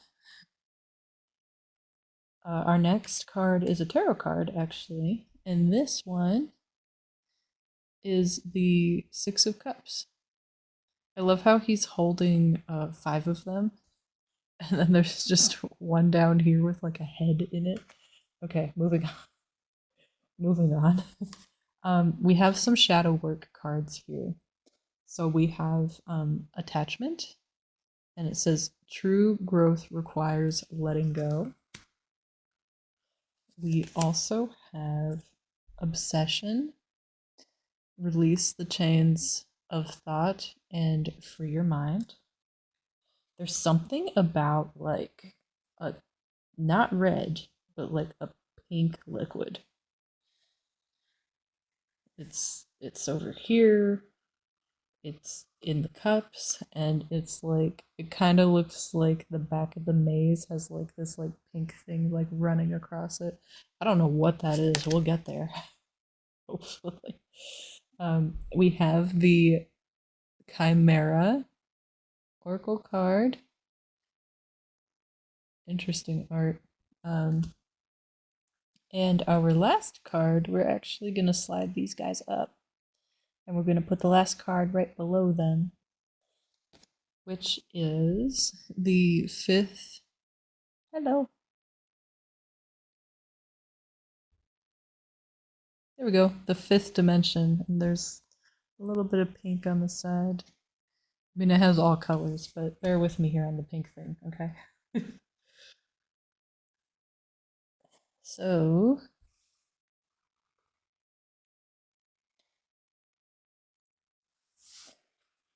the first thing I'm picking up on with all of the pink liquid, especially like the dots on the white here, is like wine. Maybe some of you are into wine. It's a little general and specific at the same time, huh? But it's more like wine stains. Wine stains really bad, and it's like intoxicating. Like there's something about there's something in your life that's really intoxicating, but it also is staining, but like staining in a bad way. You know, like when we say like something's a stain on this, like it's usually not a good thing, it's like a slight. And I just feel like there's something that's like really intoxicating to you, but it's also like making you feel bad at the same time. hmm. We might have to bust out the tarot cards early for this one. I feel like your future self is telling you there's a difference between being loyal to what you love and chasing something that makes you feel good. Like there's a lesson somewhere in there, and it's like it's not very good for you. Like it doesn't serve you to be trying to chase down this thing that you there we go. You're trying to chase down something that like you have ideals about and it makes you feel good, but like you don't actually love it. Or it doesn't love you, like it's not good for you. And that's what the obsession is over, and attachment here. Yeah, there's something about for some of you, you really want something to work out. And for some of you, you have like an ideal about something, but the actual way it's playing out in the physical world, like you could technically care less about. So let's get a concrete example in here. And this doesn't have to be you, okay? It's just to get the energy across. So apply the energy to your own life. Like if it resonates, great. But this is kind of like let's say you have a friend who, or we all know somebody, even if it's like a movie trope, right? Where that sounds so shallow. But we've all known somebody in that energy of like they really, really want to get married and have kids, or at least just be married. And so they've like it's like high school or early college years, like early 20s, right?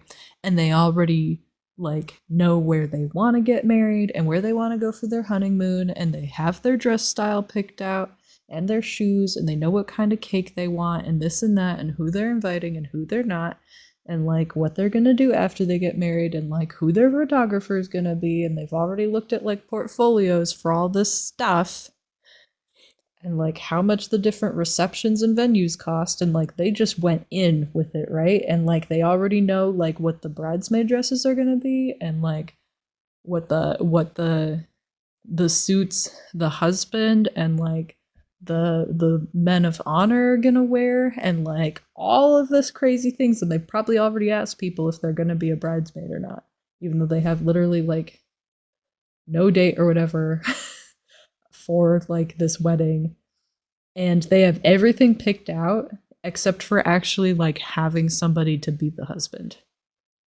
Like they're single or going on like blind first dates, right? And it's just like they'll latch on to all these different people and try to like get married really really fast because they want to get married, but like they're kind of missing the mark on like they really want to get married, but like they're not really concerned with who they're getting married to in the same way as someone who really wants to get married but is like slowed down and is taking their time. And that's not to say like getting married fast means you're doing it for the wrong reasons, but this is more talking about how like they want to get married for the sake of getting married because the idealism of being in a happy, like faithful long-term relationship is like so far removed from the pressures they're placing on like these people they're going on like first dates with, on them being perfect material, and they should just like, you know, start planning the wedding. And she doesn't really know them like as a person, let alone probably their full name. um and you know, that's kind of the energy I'm getting here, and I'm not saying that's you, but it's like there's something that's been really idealized, but you don't actually understand like the full situation, or if there's idealizations around a person, you don't really understand like the person all the way. And that can like really get you hurt, especially in the long run. And I think the reason why I'm having trouble pinning down like what exactly it is that's getting idolized or idealized is because I think it's different for everybody in the group.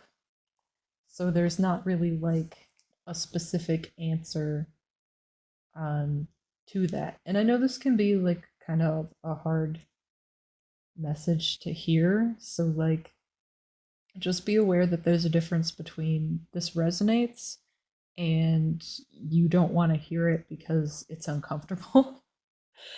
And like either way, if you don't want to hear, you don't have to listen. Like more or less, unless this resonates on just entertainment on the internet.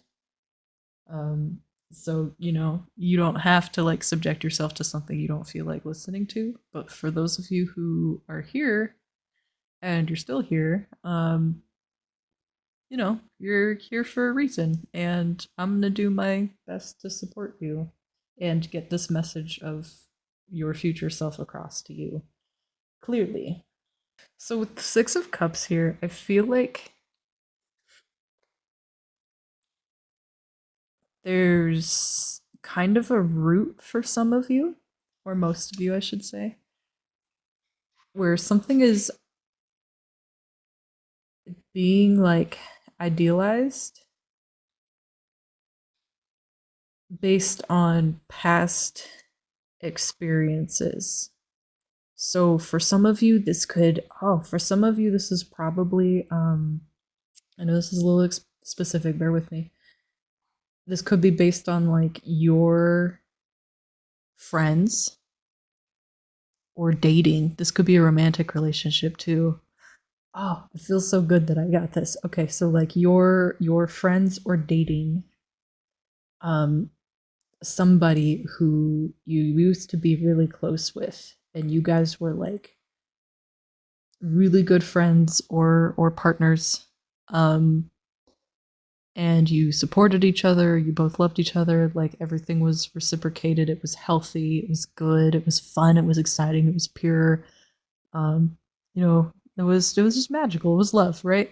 And what happened was somebody or both of you changed and now that relationship like doesn't feel good anymore.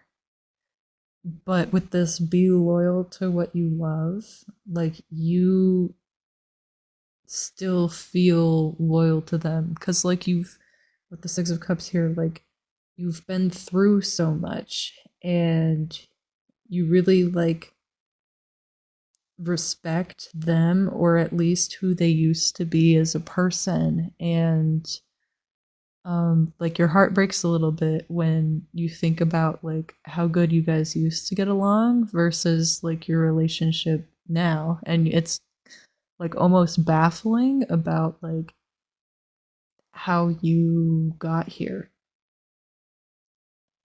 And more or less like your future self kind of thinks that like it really just sucks that like this is the state of things now, and like you're holding on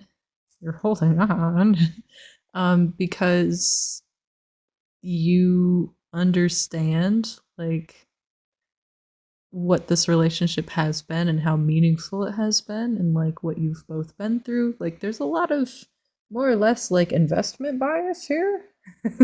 Coming from your higher self, not me, which can be hard to hear. But it's like you put so much into this and so much time into this and so much experiences have been felt around this that like you kind of don't want to let it go even though there's sort of nothing left. And that's really hard, and like being loyal is great and being loving is great and being really patient is great, but, and I'm getting this for a lot of you, if they or you or both of you changed and now the relationship isn't healthy, it is not always your job to stick it out, especially if the other person isn't even trying and they're being very mean to you. Um, you come first because this is your life and you're the only one that has to experience your life 100% of the time. It is to be experienced, so you're waking conscious hours. And so there's no reason for you to have to be subjected to mistreatment in any kind of way, shape, or form just because somebody else is feeling out of sorts or gross or crotchety or has a stick up their butt.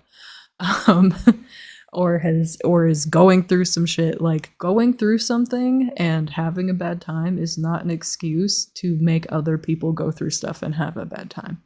um, and that's putting things pretty lightly. Like if we're talking about the abuse word that my internet overlords don't like people saying outright on said platform, then like you know what,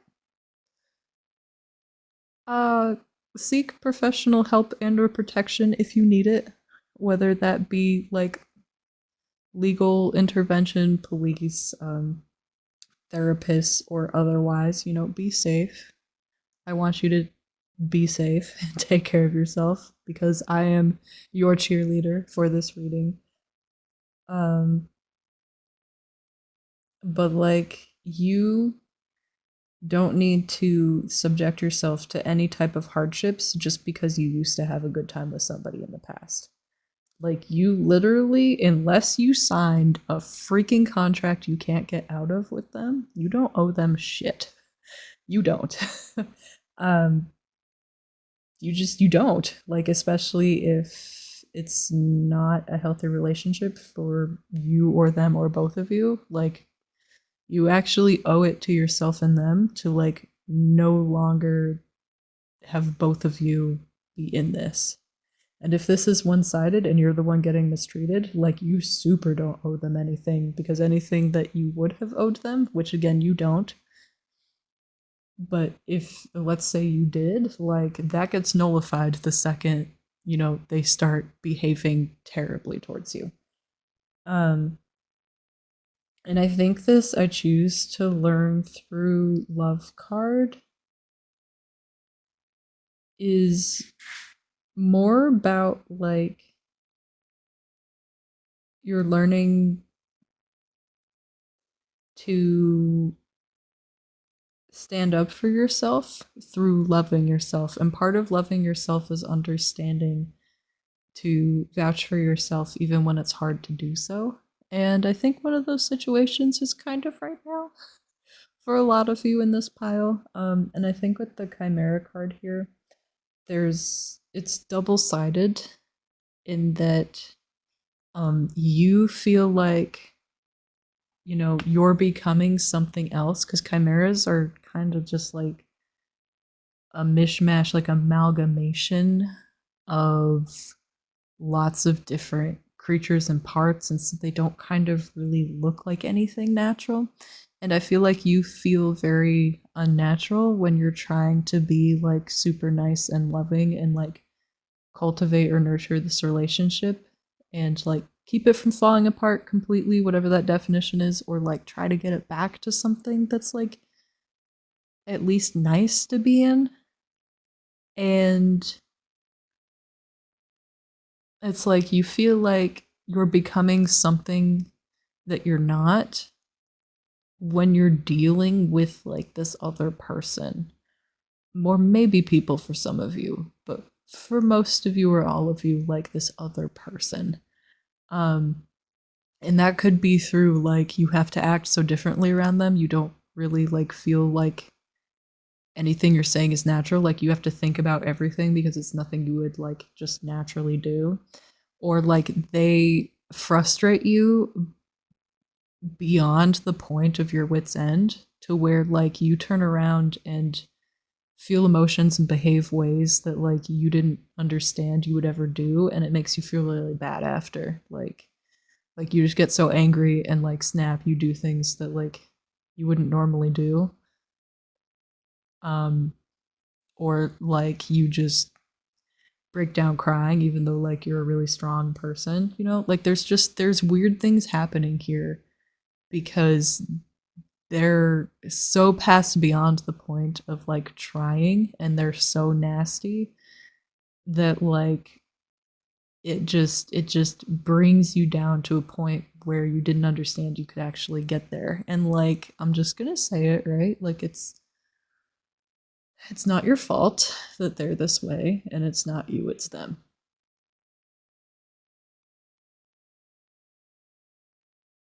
And like I'm just gonna give you a minute with that one because I feel like that's something you've needed to hear for a long time, and you just haven't said it to yourself, really. And like that's one of the beautiful but can be really hard things about people is like they're their own people. So like they just do stuff and change in weird ways and behave in weird ways where like it's not your fault. Like it's them. And I feel like the other half of this chimera card is like you can't figure them out or see what they are because like they're something else, but like your past experiences and memories, like good memories and attachments over them, like you still try to see that in them, and so like you can't see the past them because they're not the past them anymore, but you can't see the future them because you keep like trying to remind yourself of like what they used to be. And so you just get like this weird little like twisted like creature.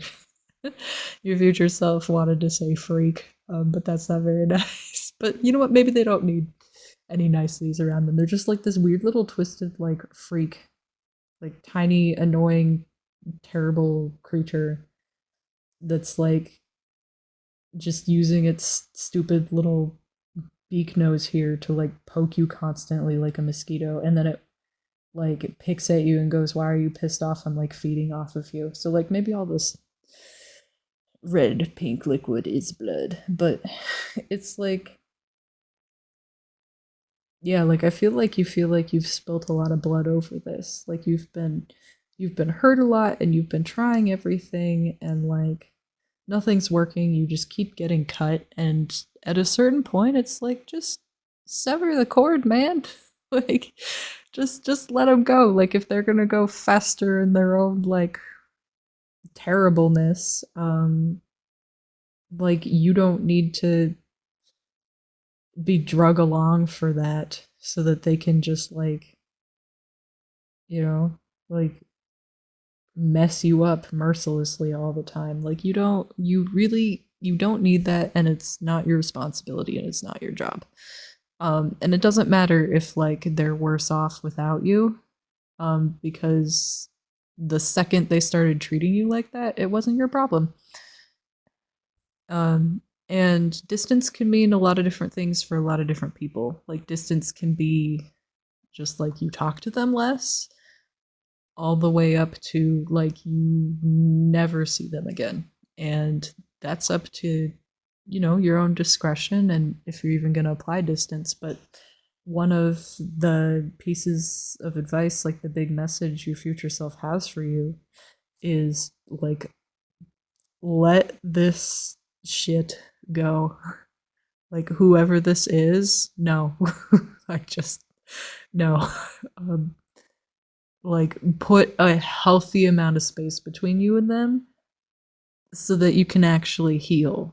Like you can't keep getting cut and bleeding forever because eventually you bleed out. Like you got to take time to let yourself heal, and leaving them or like giving space between you and them is very different between abandoning them and being a horrible person and not being loyal, okay? Like you've done more than enough to demonstrate to everybody in the waking universe, including this stranger right here, hello, in a general reading, they can pick up on the fact that like you are a loving, loyal, nurturing, caring individual that wants the best for the people that you meet. All right? Like everybody understands that hands down across the board, including this butthole who probably doesn't tell you that ever, or at least anymore they probably used to. And the reason that they don't tell you that anymore, even though they know that, is because that's one of the ways that they're trying to keep you around, is by making you feel like this is your fault. You're the one failing them because you're going to try to fix that because you're a caring, awesome, loyal, honorable human being. And so you're going to like try to do the good things that good people should do.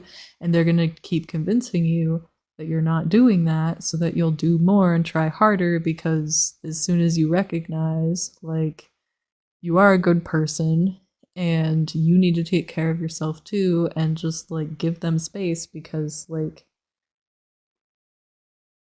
they're being horrible and every time you get near them they cut you again, like the obvious answer is don't go near them. Like they can't like scream like, oh come help me, I have gum in my hair, and then you walk up to get the gum out and they just pull out the kitchen knife and they're like and then like you're bleeding everywhere, so you leave and then they're like, wait, I still have gum in my hair. Like a sane person would not come back the second time.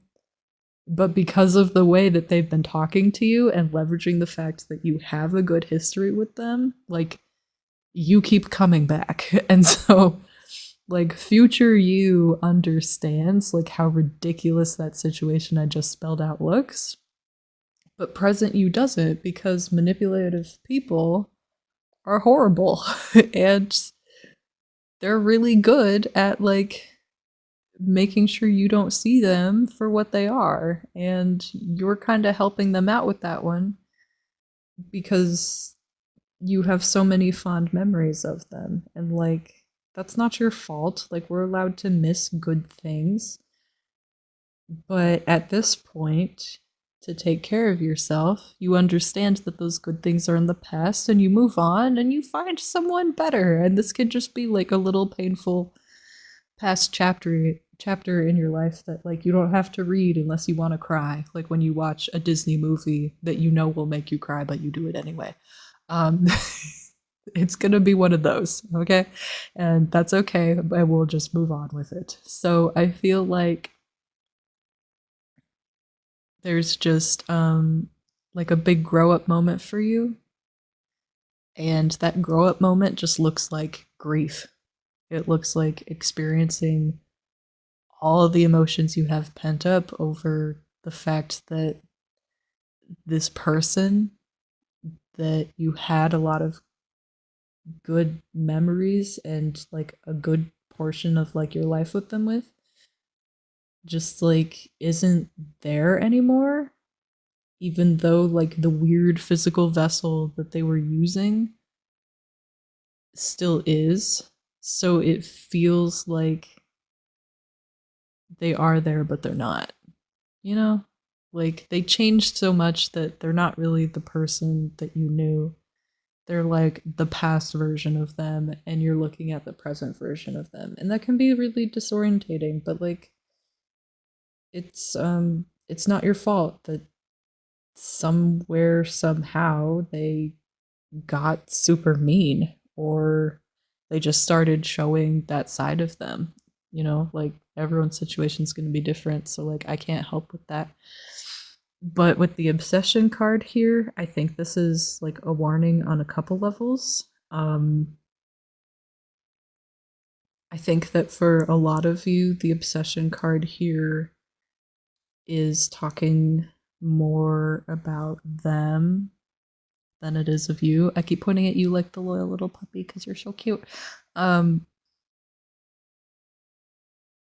But with the obsession card, I feel like one of the reasons they keep doing all these weird like mind games and tactics, and it's gonna be different for all of you, but you know what I mean, like gaslighting, manipulation, um, like isolation, guilt tripping, like all these crazy things. I feel like part of the reason they're doing that is because somewhere in like their weird little terrible now festering sick twisted mind because they feel gross, um there is like a weird obsessive quality to them. There's like a controlling quality to them, and they have an obsession not necessarily over you. Some of you they might be obsessed over and you should really like get some protection slash restraining orders maybe. um coming for your future self, not me. But it feels really uncomfortable because it is like a dangerous gross energy. Like obsession is never like a healthy thing when taken seriously, but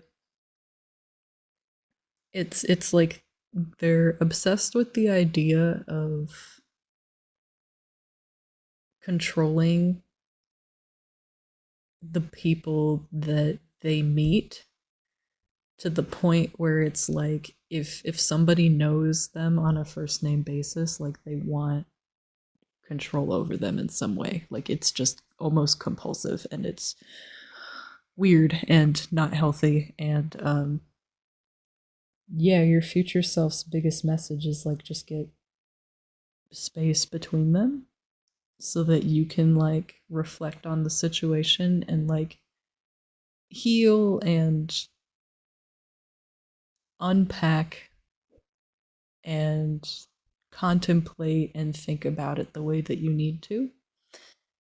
And I think that's kind of how I see like this card down here is it's like this little like color aura, this array emanating from one person, and it's like it doesn't transfer well over camera, so I'll hold it up. But it's kind of like looking like this violent explosion with like lightning of all these different like emotions coming from you. where it's just like there's so much going on. Like there's probably every emotion you can think of and some that you can't place that you can feel over this person. With like the good times you had and the grief that like they're basically not there anymore. And now there's this weird other person here who like is just horrible and making you feel every bad emotion you could ever feel. And then there's the emotions based on like how you've just been feeling, like being hurt and trying your best and stuff not working and problem solving and accepting that like it's just not going to work out, and then understanding that like it feels like failure but it's not failure on your part at all. It's just like they're impossible. And then there's this lesson of like understanding that just because you put up healthy boundaries with someone doesn't mean that like you're being a jerk and not being a loving person. It means you're choosing love for yourself over like mutual destruction because they're impossible. Like there's just a lot going on here, man. And this is a really tough lesson, but like it's also a really important one because once you come out the other side of this more empowered in yourself, you usually don't go through this again. She said, like she knows everything. Um, but but it's like you learn the red flags and you just get like a sense for this because now you're sensitive to it because it sucked. And it doesn't mean you're paranoid. It means that like you're wiser to the situation, so you know what to look for, and then you don't have to deal with jerks like this ever again. As soon as you tell this one, go away, or just remove yourself from the situation because honestly, like they're not going to go away. You have to go away. That's why the situation has gone on for so long, even though they've probably told you multiple times they want nothing to do with you. Then they're still there somehow, which is like a really big indicator that like that's just something they say to keep it you feeling like it's your fault and you have to fix it if that applies to you. Um, Coming from your future self, not me. And so with that, your future self is sassy, but they have reason to be. Um, so that's where all that came from. But I do want to ask, just if they have any other like, you know, nice parting gifts of wisdom or general advice about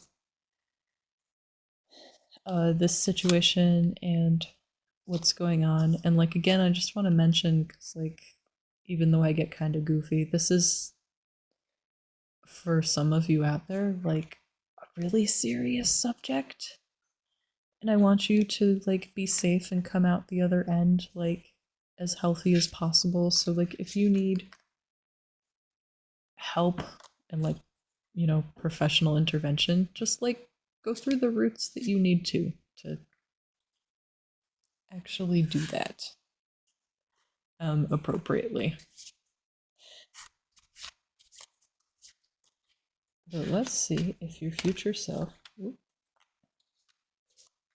has any more advice they would like to give you.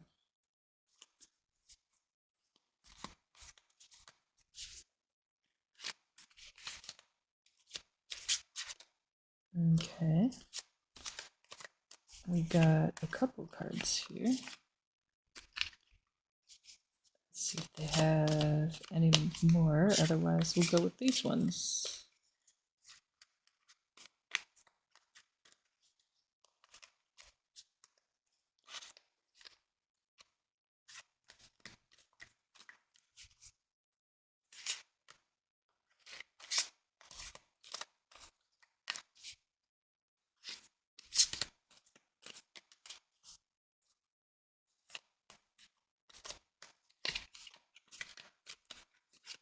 Okay, so we'll stick with these for now.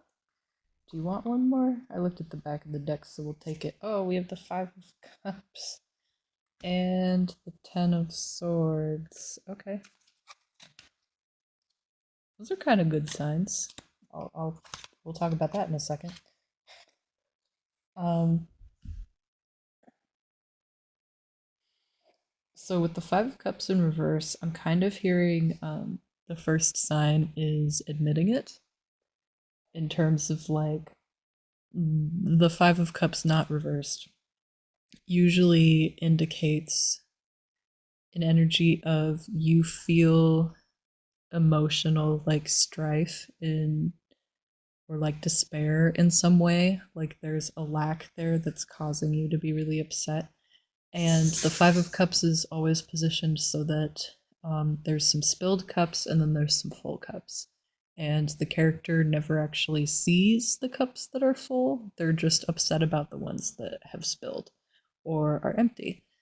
And the energy behind that is you have what you need right now. It's within reach and yours for the taking.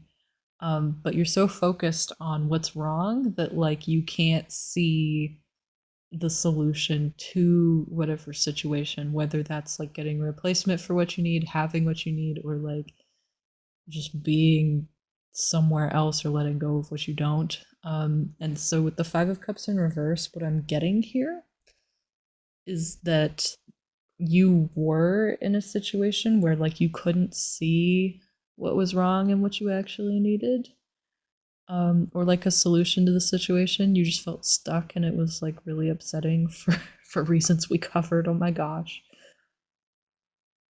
But now like through this reading is just one of those like wake up calls the universe has been trying to send you, um because sometimes someone saying words is a lot more helpful than like a vague little bird flying by, you know. um but this is about like you're able to assess the situation clearly and like you understand what the problem is and what you need to do regardless of like how hard or daunting that might feel. um and I think that like that's enough. I'm hearing a lot of just like the first step is knowing, and that's a lot of what this is like. I feel pretty honored in saying this, but I'm part of the help for those of you this pile resonates with on like knowing. And your future self is really proud of you for like actually acknowledging it because it took a lot to get here, um like the analogy with I have gum in my hair, come help me, and then like you didn't come back like twice for that. You've come back like 8, 10, 12, 15 times to try to get it, and you're still just getting poked. And it's like, you know, maybe it took a lot more times than it should have, or that you're willing to like admit to maybe other people when you explain the situation to them. But the important thing is that you got there. That's what we're celebrating, and that doesn't need to be taken lightly. Like you should be really proud of yourself for actually like accepting the truths for what they are, because that can be really really hard, as we talked about, like every emotion being felt over here. So the next card we have that's face up, I kind of want to go through the face up ones first, is the Four of Wands here. And you can see them in the back. They're kind of like celebrating with the holding everything up. They're like, yeah. Um, over the dog here, which kind of I see is like you. And they have all this stuff on their head, right? And like I kind of just see like the Four of Wands is stable because inherently like fours are just stable. And it's really interesting to think about it that way with like stability, but like the Four of Wands is kind of like you hit a point where you have solid footing and you're ready for that next step. Like, adventure is afoot. Um, and there's just this energy of like, with the wands being the suit of like the mind and like intellect, there's this energy of like you set your mind to know where you're going next. Like you turned your head the other way, and like you know what you're doing. Like there's like clarity and determination and like self-confidence and self-assurance, and that's what's really needed in this situation to actually like step away from this slash that. um, future self is over kind of being nice to them as long as they were. And so being loyal to what you love, this is more about like being loyal to yourself, because like you love a lot of other things in your life, but like you also love yourself, and or you should. And this is like a big step forward in that. Is making sure that like recognizing that like you're taking care of yourself, because like you deserve to be taken care of, and you can give that to yourself just like anybody else can give that to yourself. So over here, the other two face-up cards we have is the Justice card and the Ten of Swords. So with the Ten of Swords being in reverse, I kind of like this in reverse. The Ten of Swords talks about a really difficult end to a cycle. Like you're done with it. You're done with the cycle, or it's wrapping up. But it was essentially like an absolute doozy to get through, and like now you're drained, you're exhausted, you're like totally taxed out. That's why the guy's just like on the ground with the swords in him. But it's more than that. Like the Ten of Swords can represent a lot of difficult things, including more or less like an ego death when it's upright. And I think to get to a point where you're at now, like there was a lot of tempering, like the classic saying, pressure makes diamonds. I feel like all of this pressure and difficulty you went through kind of helped you break some different, like subconscious, probably mental barriers that allowed you to have some of those die off so that you could understand, like, I can love people and also put like my well-being first. And for some of you that might have been a big enough barrier to be counted as some kind of ego death, but I feel like for a lot of you there was something there where it's like it was that extreme of a realization, because sometimes when we're like really loving and caring, we're imbalanced to the point where like other people just somehow seem more important than like us, and you're kind of like reevaluating that balance.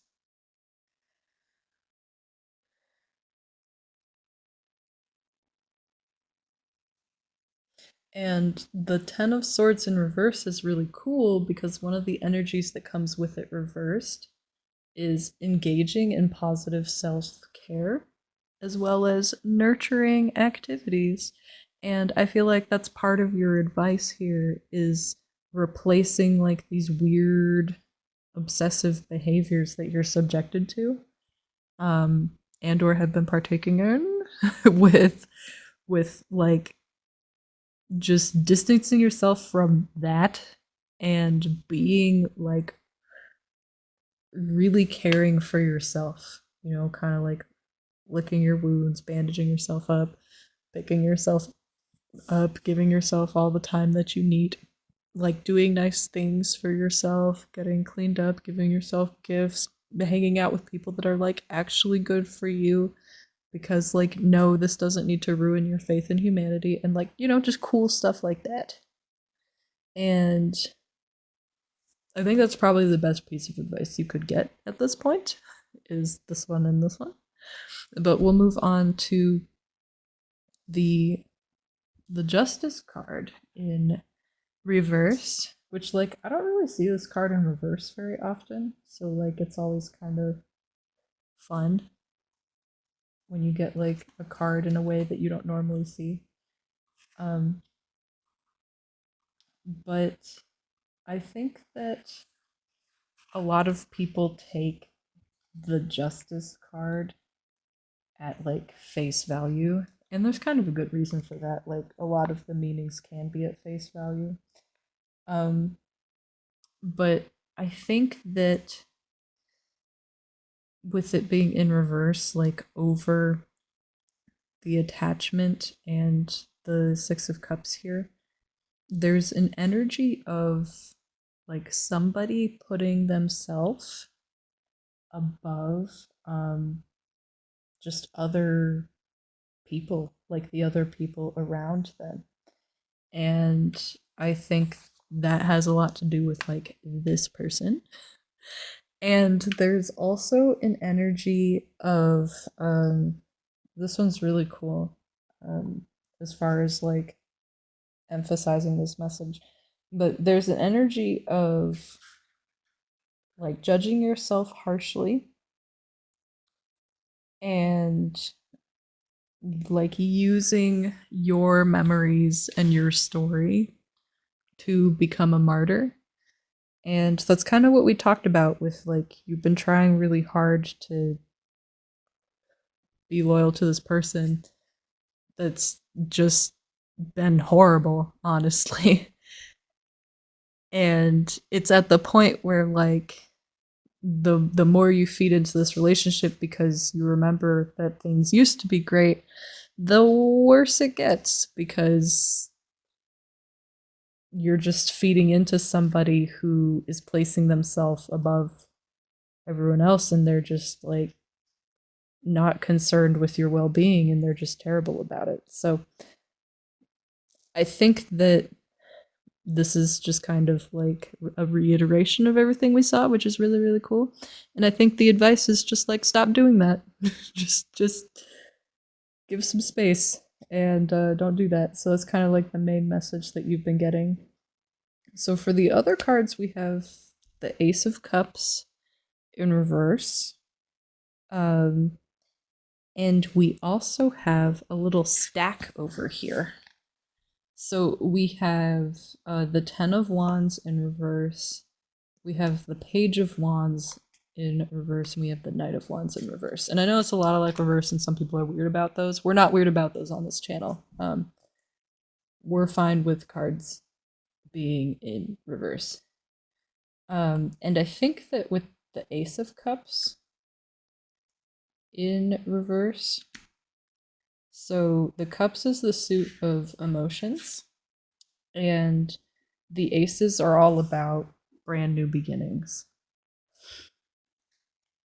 And I think that kind of what I'm hearing about the Cups is just that more than anything, this has been like a long time coming. And there's a really big energy of like you've been ready to start like a new chapter for a while. Like emotionally, you've just been very done with what you've been going through, and you've been sticking it out for some reasons maybe we've already discussed a lot. But it's more it's more like your new fresh start is there whenever you're ready for it to be there. But it's been placed on hold because you haven't taken any actions to put yourself in a position where you can actually start over. Because, like, every time you try to emotionally process what's been going on or cope with it, like, something else happens to like hurt your feelings, because you're still around this like toxic individual. And so it's like once you give yourself the space, you can actually start a new emotional journey because you can actually process everything that's been happening. So like there's another layer in the advice of like get distance from whoever this is because you know and I don't. And and there's just a level of hoism. No. And there's just like there's a real need to take a step away from them and like be loyal to yourself first before other people. And that's what a lot of like these last three cards we haven't unpacked are talking about. So with the 10 of wands in reverse, normally the 10 of wands, like the 10 of swords, is like a really painful end to a really taxing, horrible cycle. But this one's mental, so like you're going through something huge, as far as like realizations go.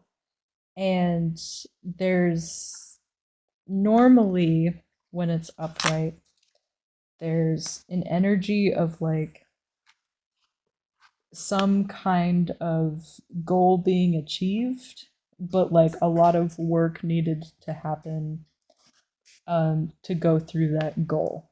So for you, on the other hand, where you are right now, your future self understands that like you haven't reached that goal. And it's I'm hearing from them like it's just is not going to get there because this other person is not interested in it. Like they're facing totally away from everything else. They don't care. Um, and that can be really hard and sad to hear, but that's what we've been talking about the whole time. So if you're still here, like you understand that, and whatever coping needs to happen will happen. um, but when it's in reverse, there's this energy of feeling like everything is your fault and everything is your problem, and weirdly enough, like only the bad things are what you're like responsible for. Like if something good happens, you don't take credit for it, but the whole world is your fault. Um, and like all of that weight sits on your shoulders. And that can be like a really hard, but like a really real pain that at one point or another, I think we've all can like relate to. Um, but you've been in that energy for a really, really, really long time. And it shows. And the part of the advice here is the way to get out of that energy is to, with the Four of Wands here, like be in that empowered position of understanding that like you're making this decision to step away from this person for you because you've given them every other option to like reciprocate a healthier relationship and they haven't. And at a certain point, like you just got to look out for you because this is your life and it's no one else's, and you have to deal with how you feel 100% of the time. So like you have to vouch for yourself because obviously this person is not interested in doing that. um like they have shown they're like the opposite of a caretaker or something healthy for you. And so with the Page of Wands and the Knight of Wands under it in reverse, like you're getting a lot of wands here because there's a lot of like, I don't want to say your future self wants to say growing up, but in the fear of sounding callous, this is more like you're having a lot of realizations, um, about how you view the world and like ideas and beliefs that you have, and that's why the wands are showing up a lot. But just kind of like with the Ten of Swords, where we talked about like realizations on the same level as like ego deaths, with the Page and the Knight and the Ten of Wands being in reverse, there's a lot of changes in how you're seeing the situation, which I think is healthy. because you're just going to see this person for what they are instead of a weird conglomerate of like a confusing mess of what they are now and like what you wish they still were from your good memories from before. Um, and so you're kind of leaving behind this energy of like reality kind of face flopping, just belly flopping in the pool filled with concrete. um and this energy that like nothing can live up to your desire because your desires are something that this person who has their own free will is not interested in aligning with. When we talk about manifesting, it's one thing to manifest like an inanimate object to you, like, oh, I'm gonna get a raise at my job or something, like just pulling money towards you, like money's money. It's just an object, or in spiritual terms, it's just an energy. But like this person has their own free will, and like sometimes like you can't bend that, like they're their own person, and so you're kind of leaving that behind, like that energy of just like reality falls flat because it's not what you wish it to be. um, because the reality is this person isn't who they used to be, and that's painful. And with the Knight of Wands in reverse, there's when we get overwhelmed, we like, especially like emotionally like this, just everything hurts way more than it should. And so if you've been having bouts of breaking down over really small matters, getting really angry or sad or distressed over really little things, it's just know that like that's not you, it's just you being overwhelmed because you've been under so much pressure and hurt um, for so long, and it's overwhelming because it's so hard to deal with, especially for how long you have been. And my heart goes out to you for that. But the Knight of Wands reflects the energy of being in a situation where like you're so like emotionally overwhelmed and charged and hurt all at the same time that like random little tiny things that usually wouldn't get to you are just too much, and it's like hitting the last straw over and over and over and over and over again. Like the dishwasher doesn't clean your dish all the way and you just start kicking it or you want to. Or like your pencil lead breaks, so you throw your pencil and start crying. And I know those are kind of extreme examples, but like when we're at our breaking point for so long, like all these little things just start feeling like they're breaking us, and you're leaving all of that behind. It's not going to be there anymore if you just choose to be loyal to yourself because you deserve it, and just move to a situation where you're in an environment, which means surrounded or not surrounded by people, that will nurture you. So if you need to be by yourself to be nurtured, you do that. If you can surround yourself with other people that are actually good for you, not this, then you do that. And your future self here, by the way, is giving you this information and this advice with the knowledge that you are moving beyond this, and this is just going to be like a sad little Pixar movie chapter, the tiniest snippet of your life. But you're moving on past this, and everything's going to get better, and you're just going to surround yourself with better people and be a more empowered, healthy, stronger person on the other side. So that is what I have for you. It was a lot, and if you made it all the way through, I want to thank you for being the strong, kind, caring, loving person that you are, because the world can never have enough of you in it. And I want to thank you for trusting me to be your medium for this very important, very serious, very touching message. And if you want to support me slash this video, you can always like leave a like. I know that sounds really callous after what we just talked about, but you know, gotta do the spiel. You can also leave a comment to support other pile threes, or tell me what's going on because it's a general reading and I don't actually know, but I'm curious. And if you want to let me know, but you don't want the whole world to know, you can email me. My link for the email is in the video description.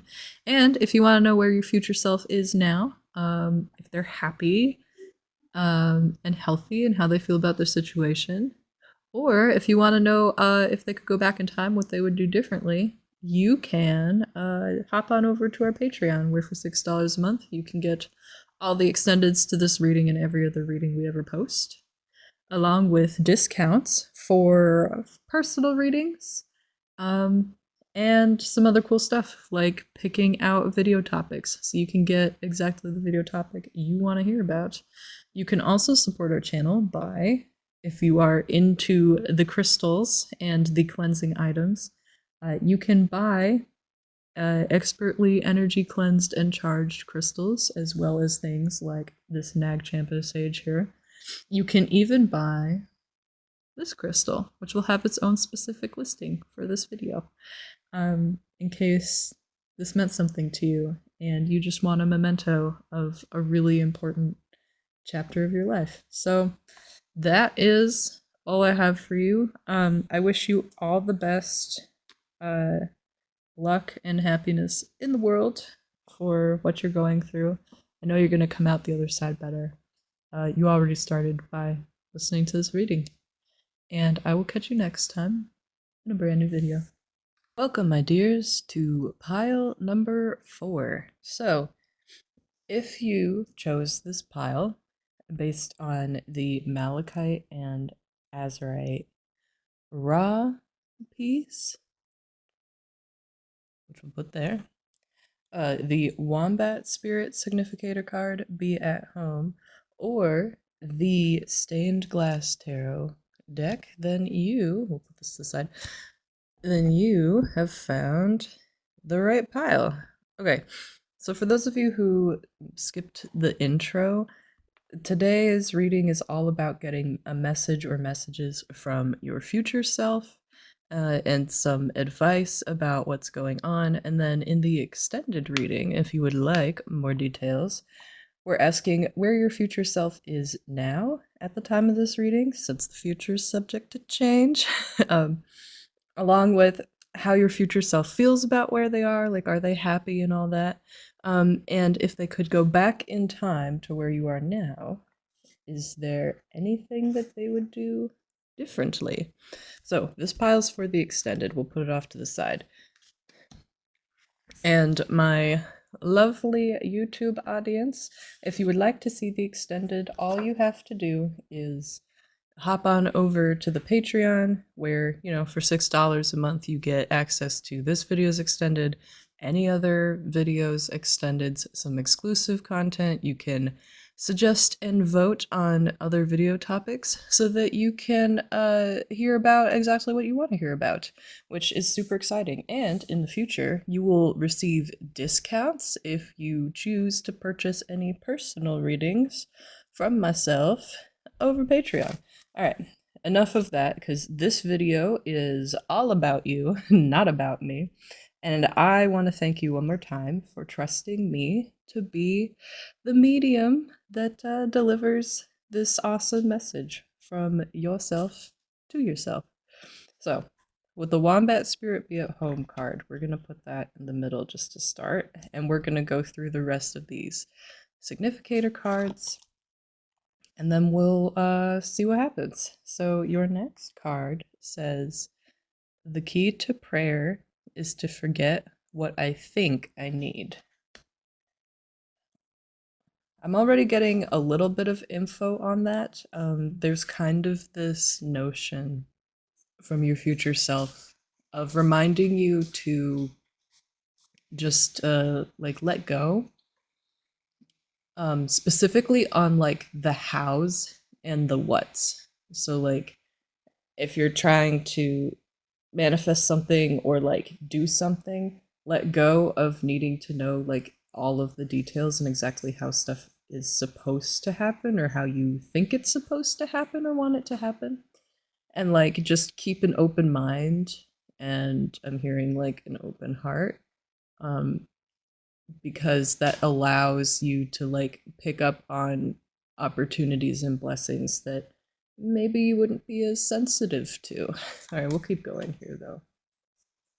So we also have the Seven of Swords, and this is the only like tarot card. The rest of these are other things, but we have the Seven of Swords energy, which is really interesting. The Seven of Swords usually talks about deceit, but it has energies of deceit with it because the Seven of Swords usually symbolizes the energy of like things that go unsaid. And when there are things that like are intentionally withheld, that can be like very deceitful between two parties. But this doesn't have to be between like other people. This could be like your own internal dialogue or how you talk to yourself. And I'm kind of getting this idea of like,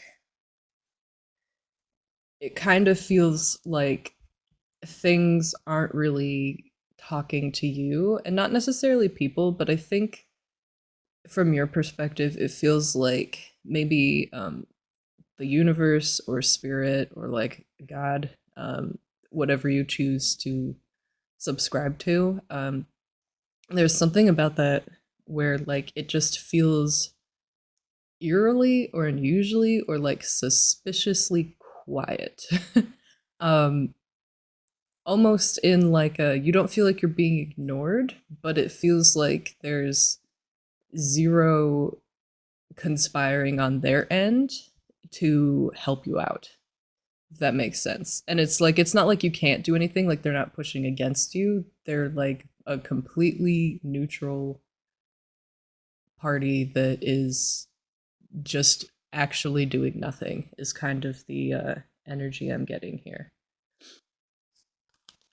And you're kind of like left to your own devices, is the vibe that I'm getting.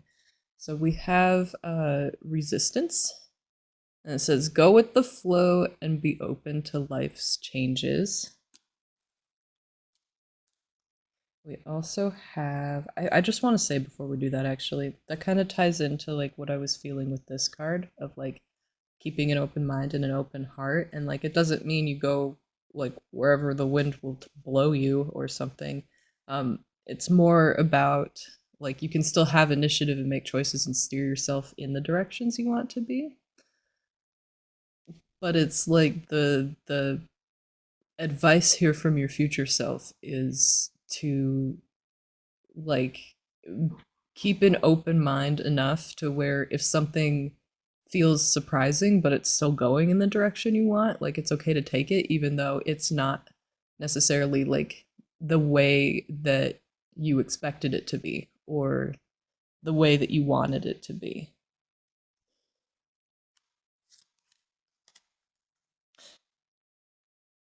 So the next card we have is desire.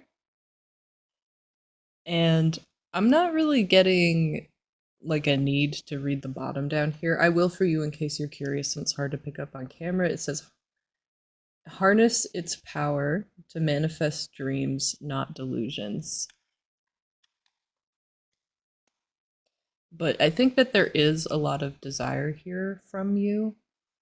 Specifically, I think there's like a lot of desire to something about home, like go home or feel like you're at home or establish a new home. There's something about like the need to have a place that like maybe you feel comfortable and safe in.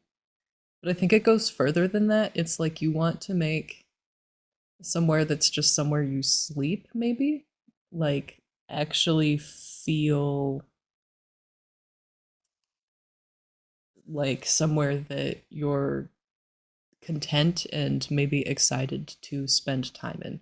Like there are comforts there for you, and it's like a place where you can like have an actual staycation. Well, maybe we'll figure out more about that later. We also have shame, which says embrace your flaws. They are part of your unique story. And I think shame might be tied to this Seven of Swords energy, this air of like not saying certain something or somethings to yourself. Um, and I think not admitting certain things to yourself or allowing you to like be a certain way um, is making it difficult for like the universe to be able to like under like kind of flow with your energy of knowing what you want to manifest, and so it's just kind of eerily quiet. Let us continue. Our last shadow work card is stagnation.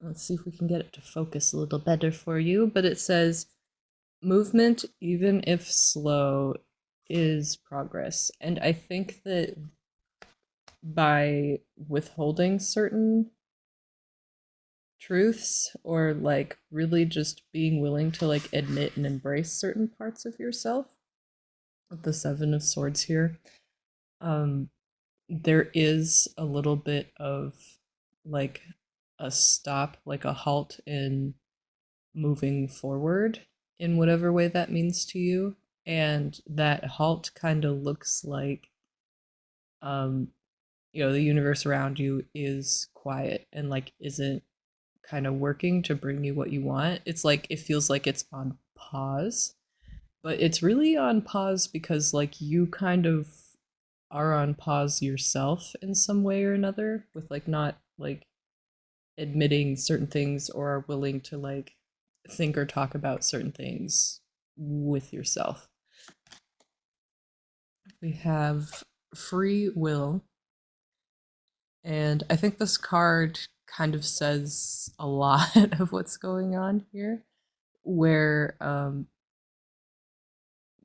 it kind of feels like you're trapped, but you're not really stuck. Um, you can like leave whenever you want. There's a gap here in the cage that's big enough to, but there's something that's keeping you from wanting to like embrace a certain part of yourself. Um, and I think we see that with the shame card really, where I think there's just a part of you that's maybe like hesitant or embarrassed or ashamed, but you're not ashamed because that's truly how you feel. I feel like maybe you adopted or took to heart like certain um, prejudices or judgments, or values or beliefs that like people around you have, potentially like people that were influential for you when you were like growing up or really impressionable. And you're at a point where you're just ready to kind of like reassess and maybe let go of these notions that like weren't yours to begin with and aren't serving you, because when you're not allowing yourself to be yourself all the way, it kind of doesn't matter like where you are or what you're doing. It doesn't feel like as comfortable as when you're just like accepting yourself for who you are and letting yourself like live your life for you. And I think that's what that like this being at home card is. It's a little bit less about the literal sense of like going and buying a house or getting like that apartment that you want or something to be at home. And it's more about like, it doesn't matter what home you're in, you probably won't feel like it's a complete home until like you are honest with yourself and allow yourself to fill that home with like what you want and express yourself the way that you need to. And like, yeah, there can you can put like clamps on that or tone that down depending on your situation without actually like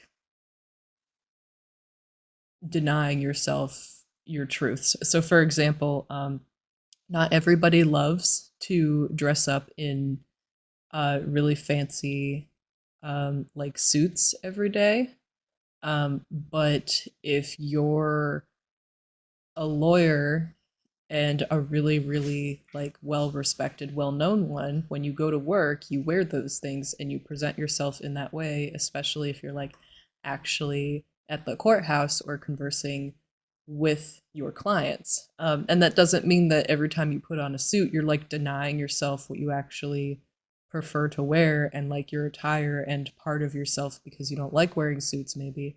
It's just like it's one of those things that you do in that moment because it's part of this career that you've built for yourself, and when you're done you accept that you don't like suits and you take it off. Like it doesn't have to be more than that. So it's like maybe even though you don't feel comfortable like sharing whatever side of you this is with like everybody you run into on the street, that doesn't mean like that you're denying yourself that. Like you can be exclusive with who you share like your passions with, um without actually like shaming yourself for having those passions. Because some people just like, they're jerks and they don't understand and they say mean harsh things, and they're not always worth like the time or energy to try to convince them that like there's nothing wrong with it. And like if you understand there's nothing wrong with it, then like that's fine. It doesn't need to be any more than that. um and I think a big part of this is like you don't need everybody's approval, and like you don't need to seek out everyone's approval. And like if somebody decides to, very loudly and possibly aggressively and hurtfully tell you that they don't approve of you, that's just a signal that you probably shouldn't spend time with them if you want to have a good time. And it doesn't need to be any more than that. You can just set up like healthy boundaries and move on. You don't have to subject yourself to somebody, especially if they're being a jerk. Okay, your last card is Prism, and there's like two little people here, a rainbow up top, and the light coming from the top of it. I just want to make that clear because when I put it down, I don't know how well you can see it. But I feel like with the prism here, the two people are kind of like appreciating the beauty of what's happening with all the lights. And I feel like there's something that like you really appreciate. And maybe at one time you had other people that you knew that like appreciated it with you, or recognized that you appreciated it. And for whatever reason, it's a general reading, so the reason could be different for all of you, but it's like something happened and like you were ashamed for liking this thing or like made fun of it, potentially like your parents disapproved. And here's the thing, like if whatever you want to go enjoy, or do enjoy, like, but you don't admit to yourself that you like it, if whatever you're doing you aren't hurting anybody and you're not hurting yourself, and it's it's not like detrimental to you or others around you, then like there's really no reason to feel bad about it. And I think one of my best examples for this, just because it's like it's so easy and relatable like for most people, um, to hear about this is like there are a lot of people who are really into anime, and there are a lot of people who just do not understand anime whatsoever, and they don't like relate to it or resonate with it at all. And the people that like are really into it, like they have like the full sets of all of their like collections and all of the different books in their series and like the limited edition box sets. Maybe they have like some figurines and some shirts about it and like, you know, all that stuff. And they can like watch the episodes over and over and over again. Um, and like maybe they're into a little bit of like cosplay too, because it's this really cool thing for them. There are a lot of people who like critique that and being into that and judging that like very harshly because they don't understand and they think it's like weird and they call it a whole bunch of stuff like cringe and whatever. And I think that like that can be really damaging, and it's damaging in such an unnecessary way. Like at the end of the day, you're basically like you have one group of people who are looking at another group of people, right? Or one individual to another, and one individual is like you're really into more or less like this genre of TV show or like book or cartoon, however they see it, right? And they're like, yeah, I'm just gonna like make sure you feel real bad about liking that certain like book or show. And it's like, why? Like what is so wrong about liking a certain, you know, like a certain form of entertainment, you know? And it's like at the end of the day it really doesn't make sense, but there's so many people that feel like so strongly about this and are so judgmental over it for like almost no reason. And that's kind of the energy I'm getting here of like there's something that you really enjoy that like is super innocent and doesn't hurt anyone. Like watching an anime or reading a manga like hurts literally no one. But for whatever reason like you were critiqued and shamed and judged like really harshly for this. And there's really no like reason or excuse for that other than like the person or people or individuals that were like giving you that negative like aggressive feedback that you probably never even invited or asked for did that because like they have their own problems, and part of how their problems manifest is they have to make sure that like everyone else also has their problems, and it's going to be different for all of you like the complex reasons why or simple reasons why behind all that.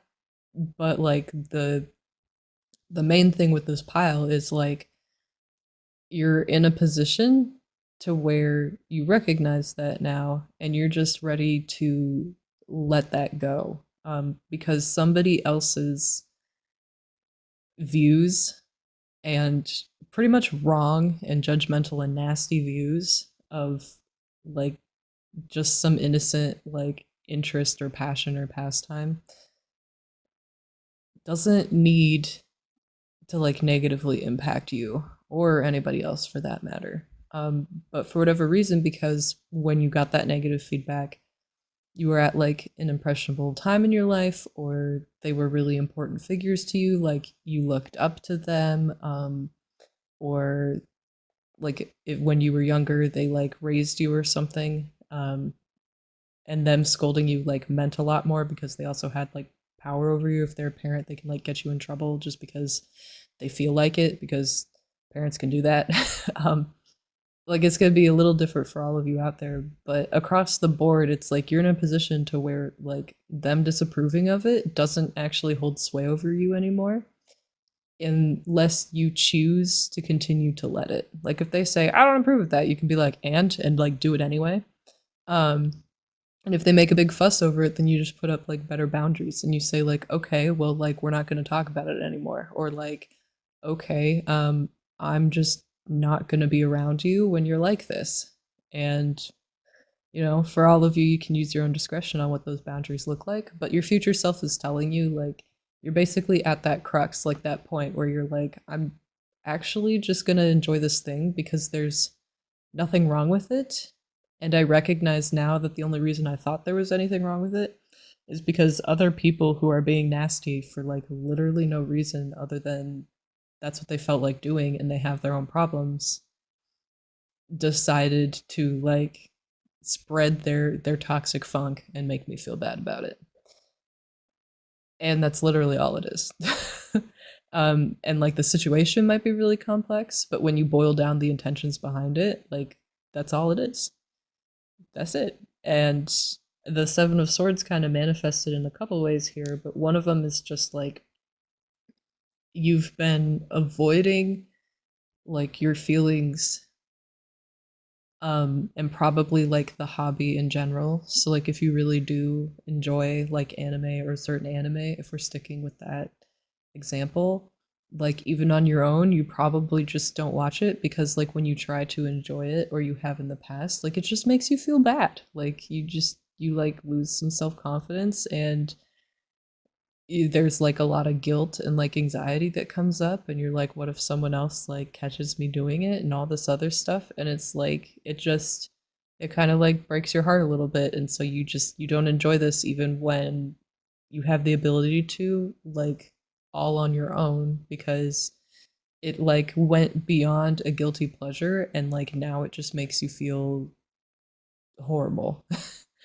And your future self is just kind of telling you like we're past that now and we don't feel bad about it and we actually like found a nice group or community of people that like are also interested in it and they helped like raise us up and they're healthy with it too.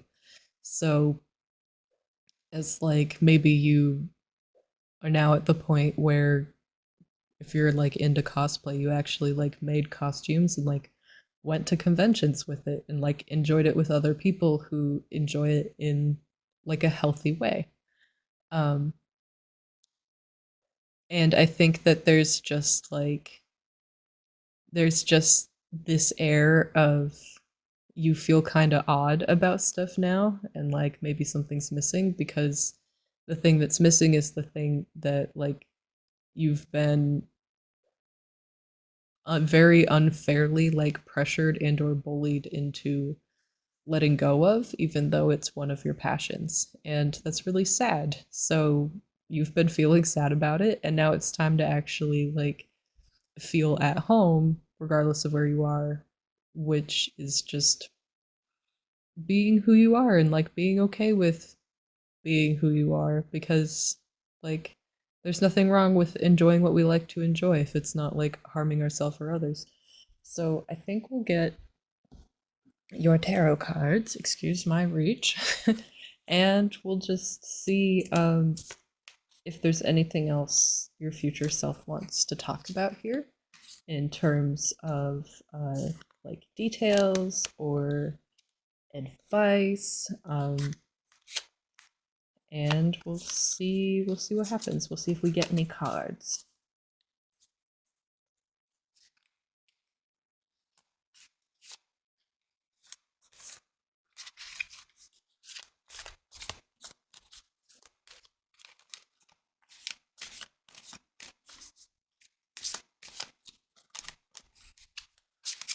Oh, there's one.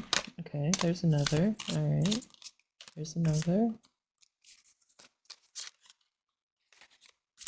It's like a lot of cards almost fall out and then they don't. It's almost like it's mimicking that energy of like you kind of want to say something and you just don't say stuff. And like you don't have to say stuff to everyone. Like if people are going to judge you and be buttholes, like you don't have to like invite that energy by telling them about it. You know, you can just enjoy that for you and like, you know, not give other people the opportunity if you know they receive it poorly of like talking about it. You don't have to do it because like you don't need other people's approval and you especially don't need to deal with people that you know are jerks anyway. Okay. So we have a few cards here. Not a lot, but a few. Kind of a lot. We have the Seven of Wands. We have, which came out sideways, we have the Ten of Swords. It'll focus. Ten of Swords. We have the Strength card.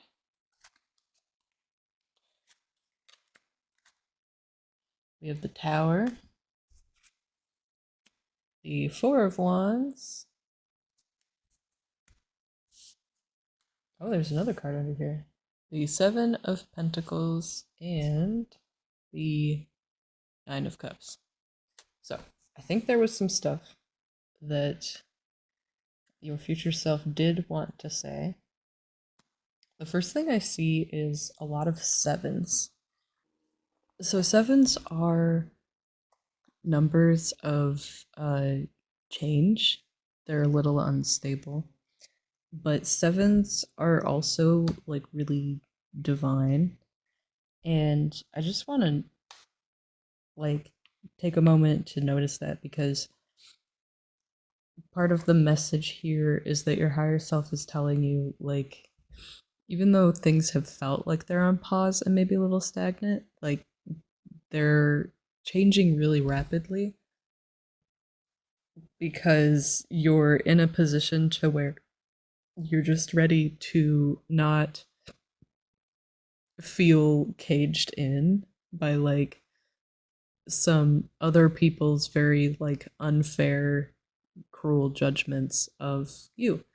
And as soon as you start to like deconstruct that stuff, um, everything moves really fast, and you'll start feeling more comfortable in your own skin, and um, like empowered and just like okay. Like you'll have good confidence and self esteem moving forward, like at a pace that will surprise you and will also just like allow you to be happy and enjoy what you want to enjoy. And that's really what like the Four of Wands is talking about, is like a next step forward. Like fours are pretty stable, and so this card is kind of symbolizing like you can take a step forward, and you're doing so, you're kind of like pushing off from a point of um like certainty, in terms of like you know where you want to go next, and you understand like also where you're coming from. So like you kind of made the decision that like there's no reason to feel bad about this. It's just these other people, like person or people that have made me feel bad about this because of their own views that are totally not true. And like I'm just gonna move on from it, and I'm ready to take the first step in moving away from that. And that's kind of what this card is talking about here. And then it kind of like leads into this other stuff to the right. So the Strength card being over Be at Home and the Seven of Swords, this is like you having the strength to actually like tell yourself that all these other beliefs that have been like swirling around in your head from other people, or that they're still telling you, like just aren't true. And like you're having the strength to combat those, and actually like, you know, contest them and reject them, so that you can just be you without feeling bad about it. And that's kind of where like the Tower card comes in here, because you're kind of breaking down that foundation, um, of all this stuff that led you to believe that like there's something wrong with you, you should be ashamed of yourself, like no one's gonna like you if you're into that, and like this, that, and the other, and it's bad to enjoy like this thing that's like totally harmless.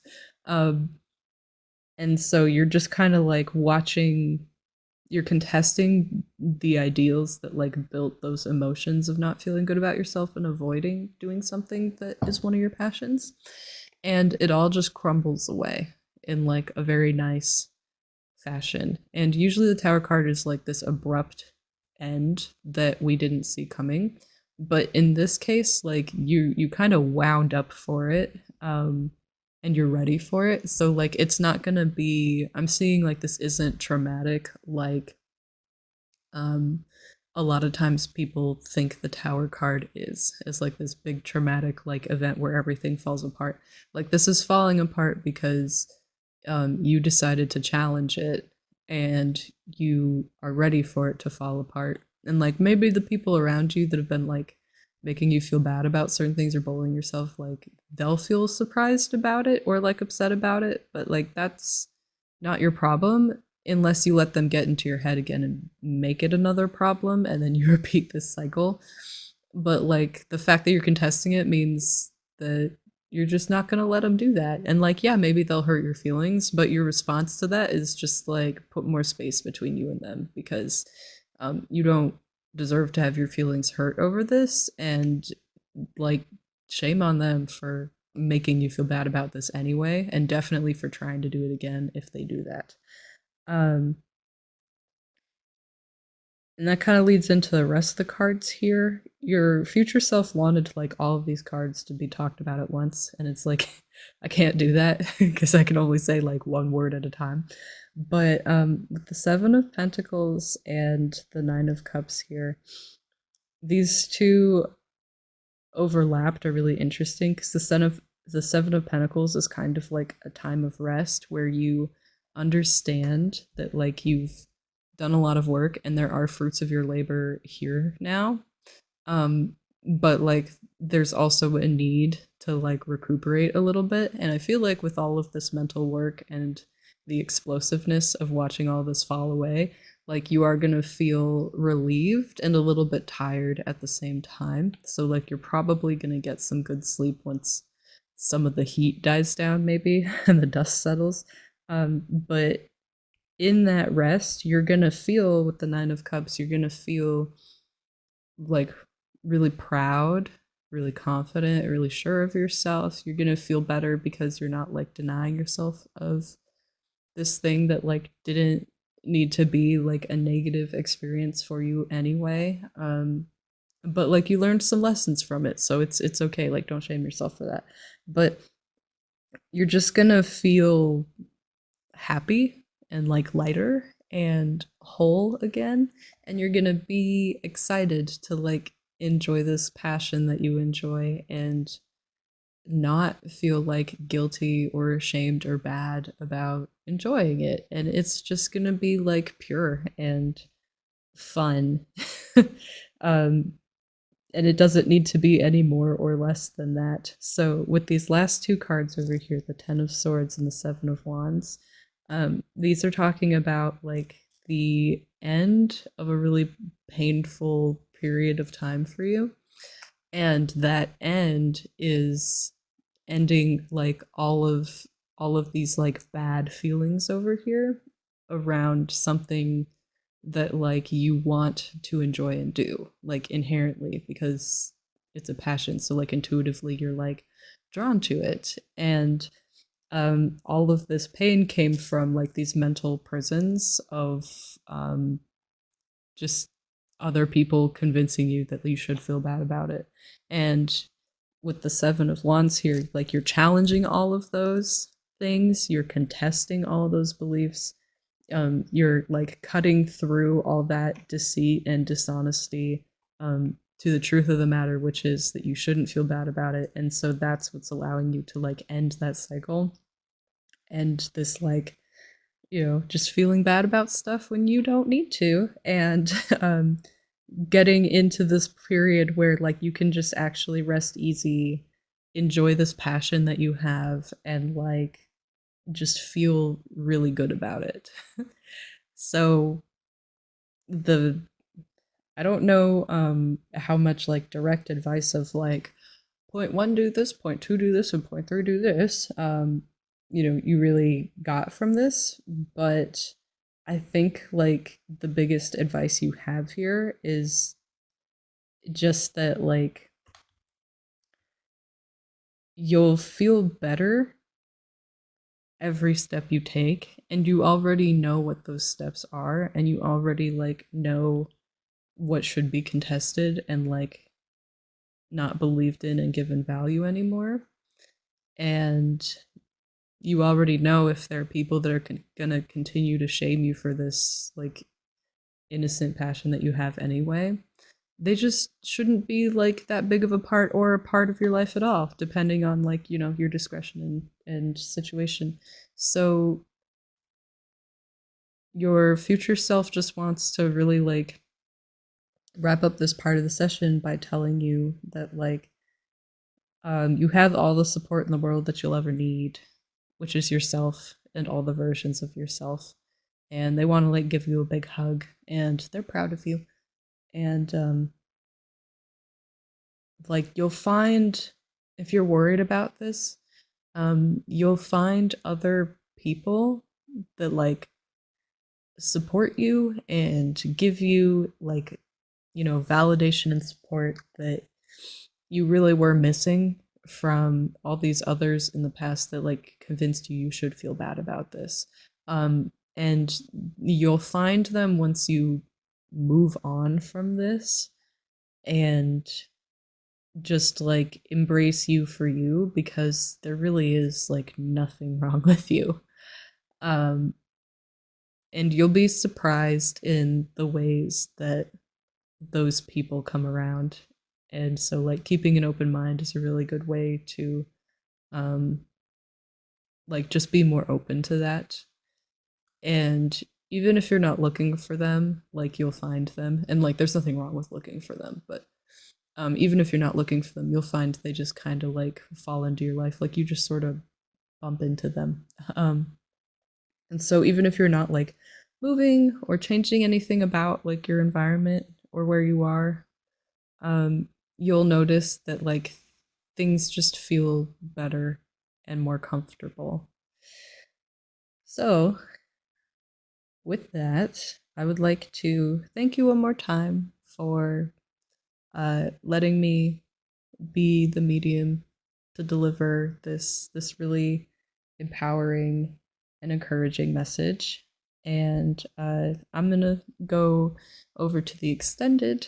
So if you want to see more about how your future self feels about where they are now and if they would have done anything different and actually like where they are now, you can hop over to our Patreon. And if not, that's totally fine. I'm just glad that you were here with me. But if you want to show me you liked this, if you did like it, you can comment and support other pile number fours, or let me know what's going on, because this is a general reading, so I don't know and I'm curious. Or if you want to let me know, but you want to keep things more private, you can always email me, and the email is in the video description. So I will see you next time in a brand new reading.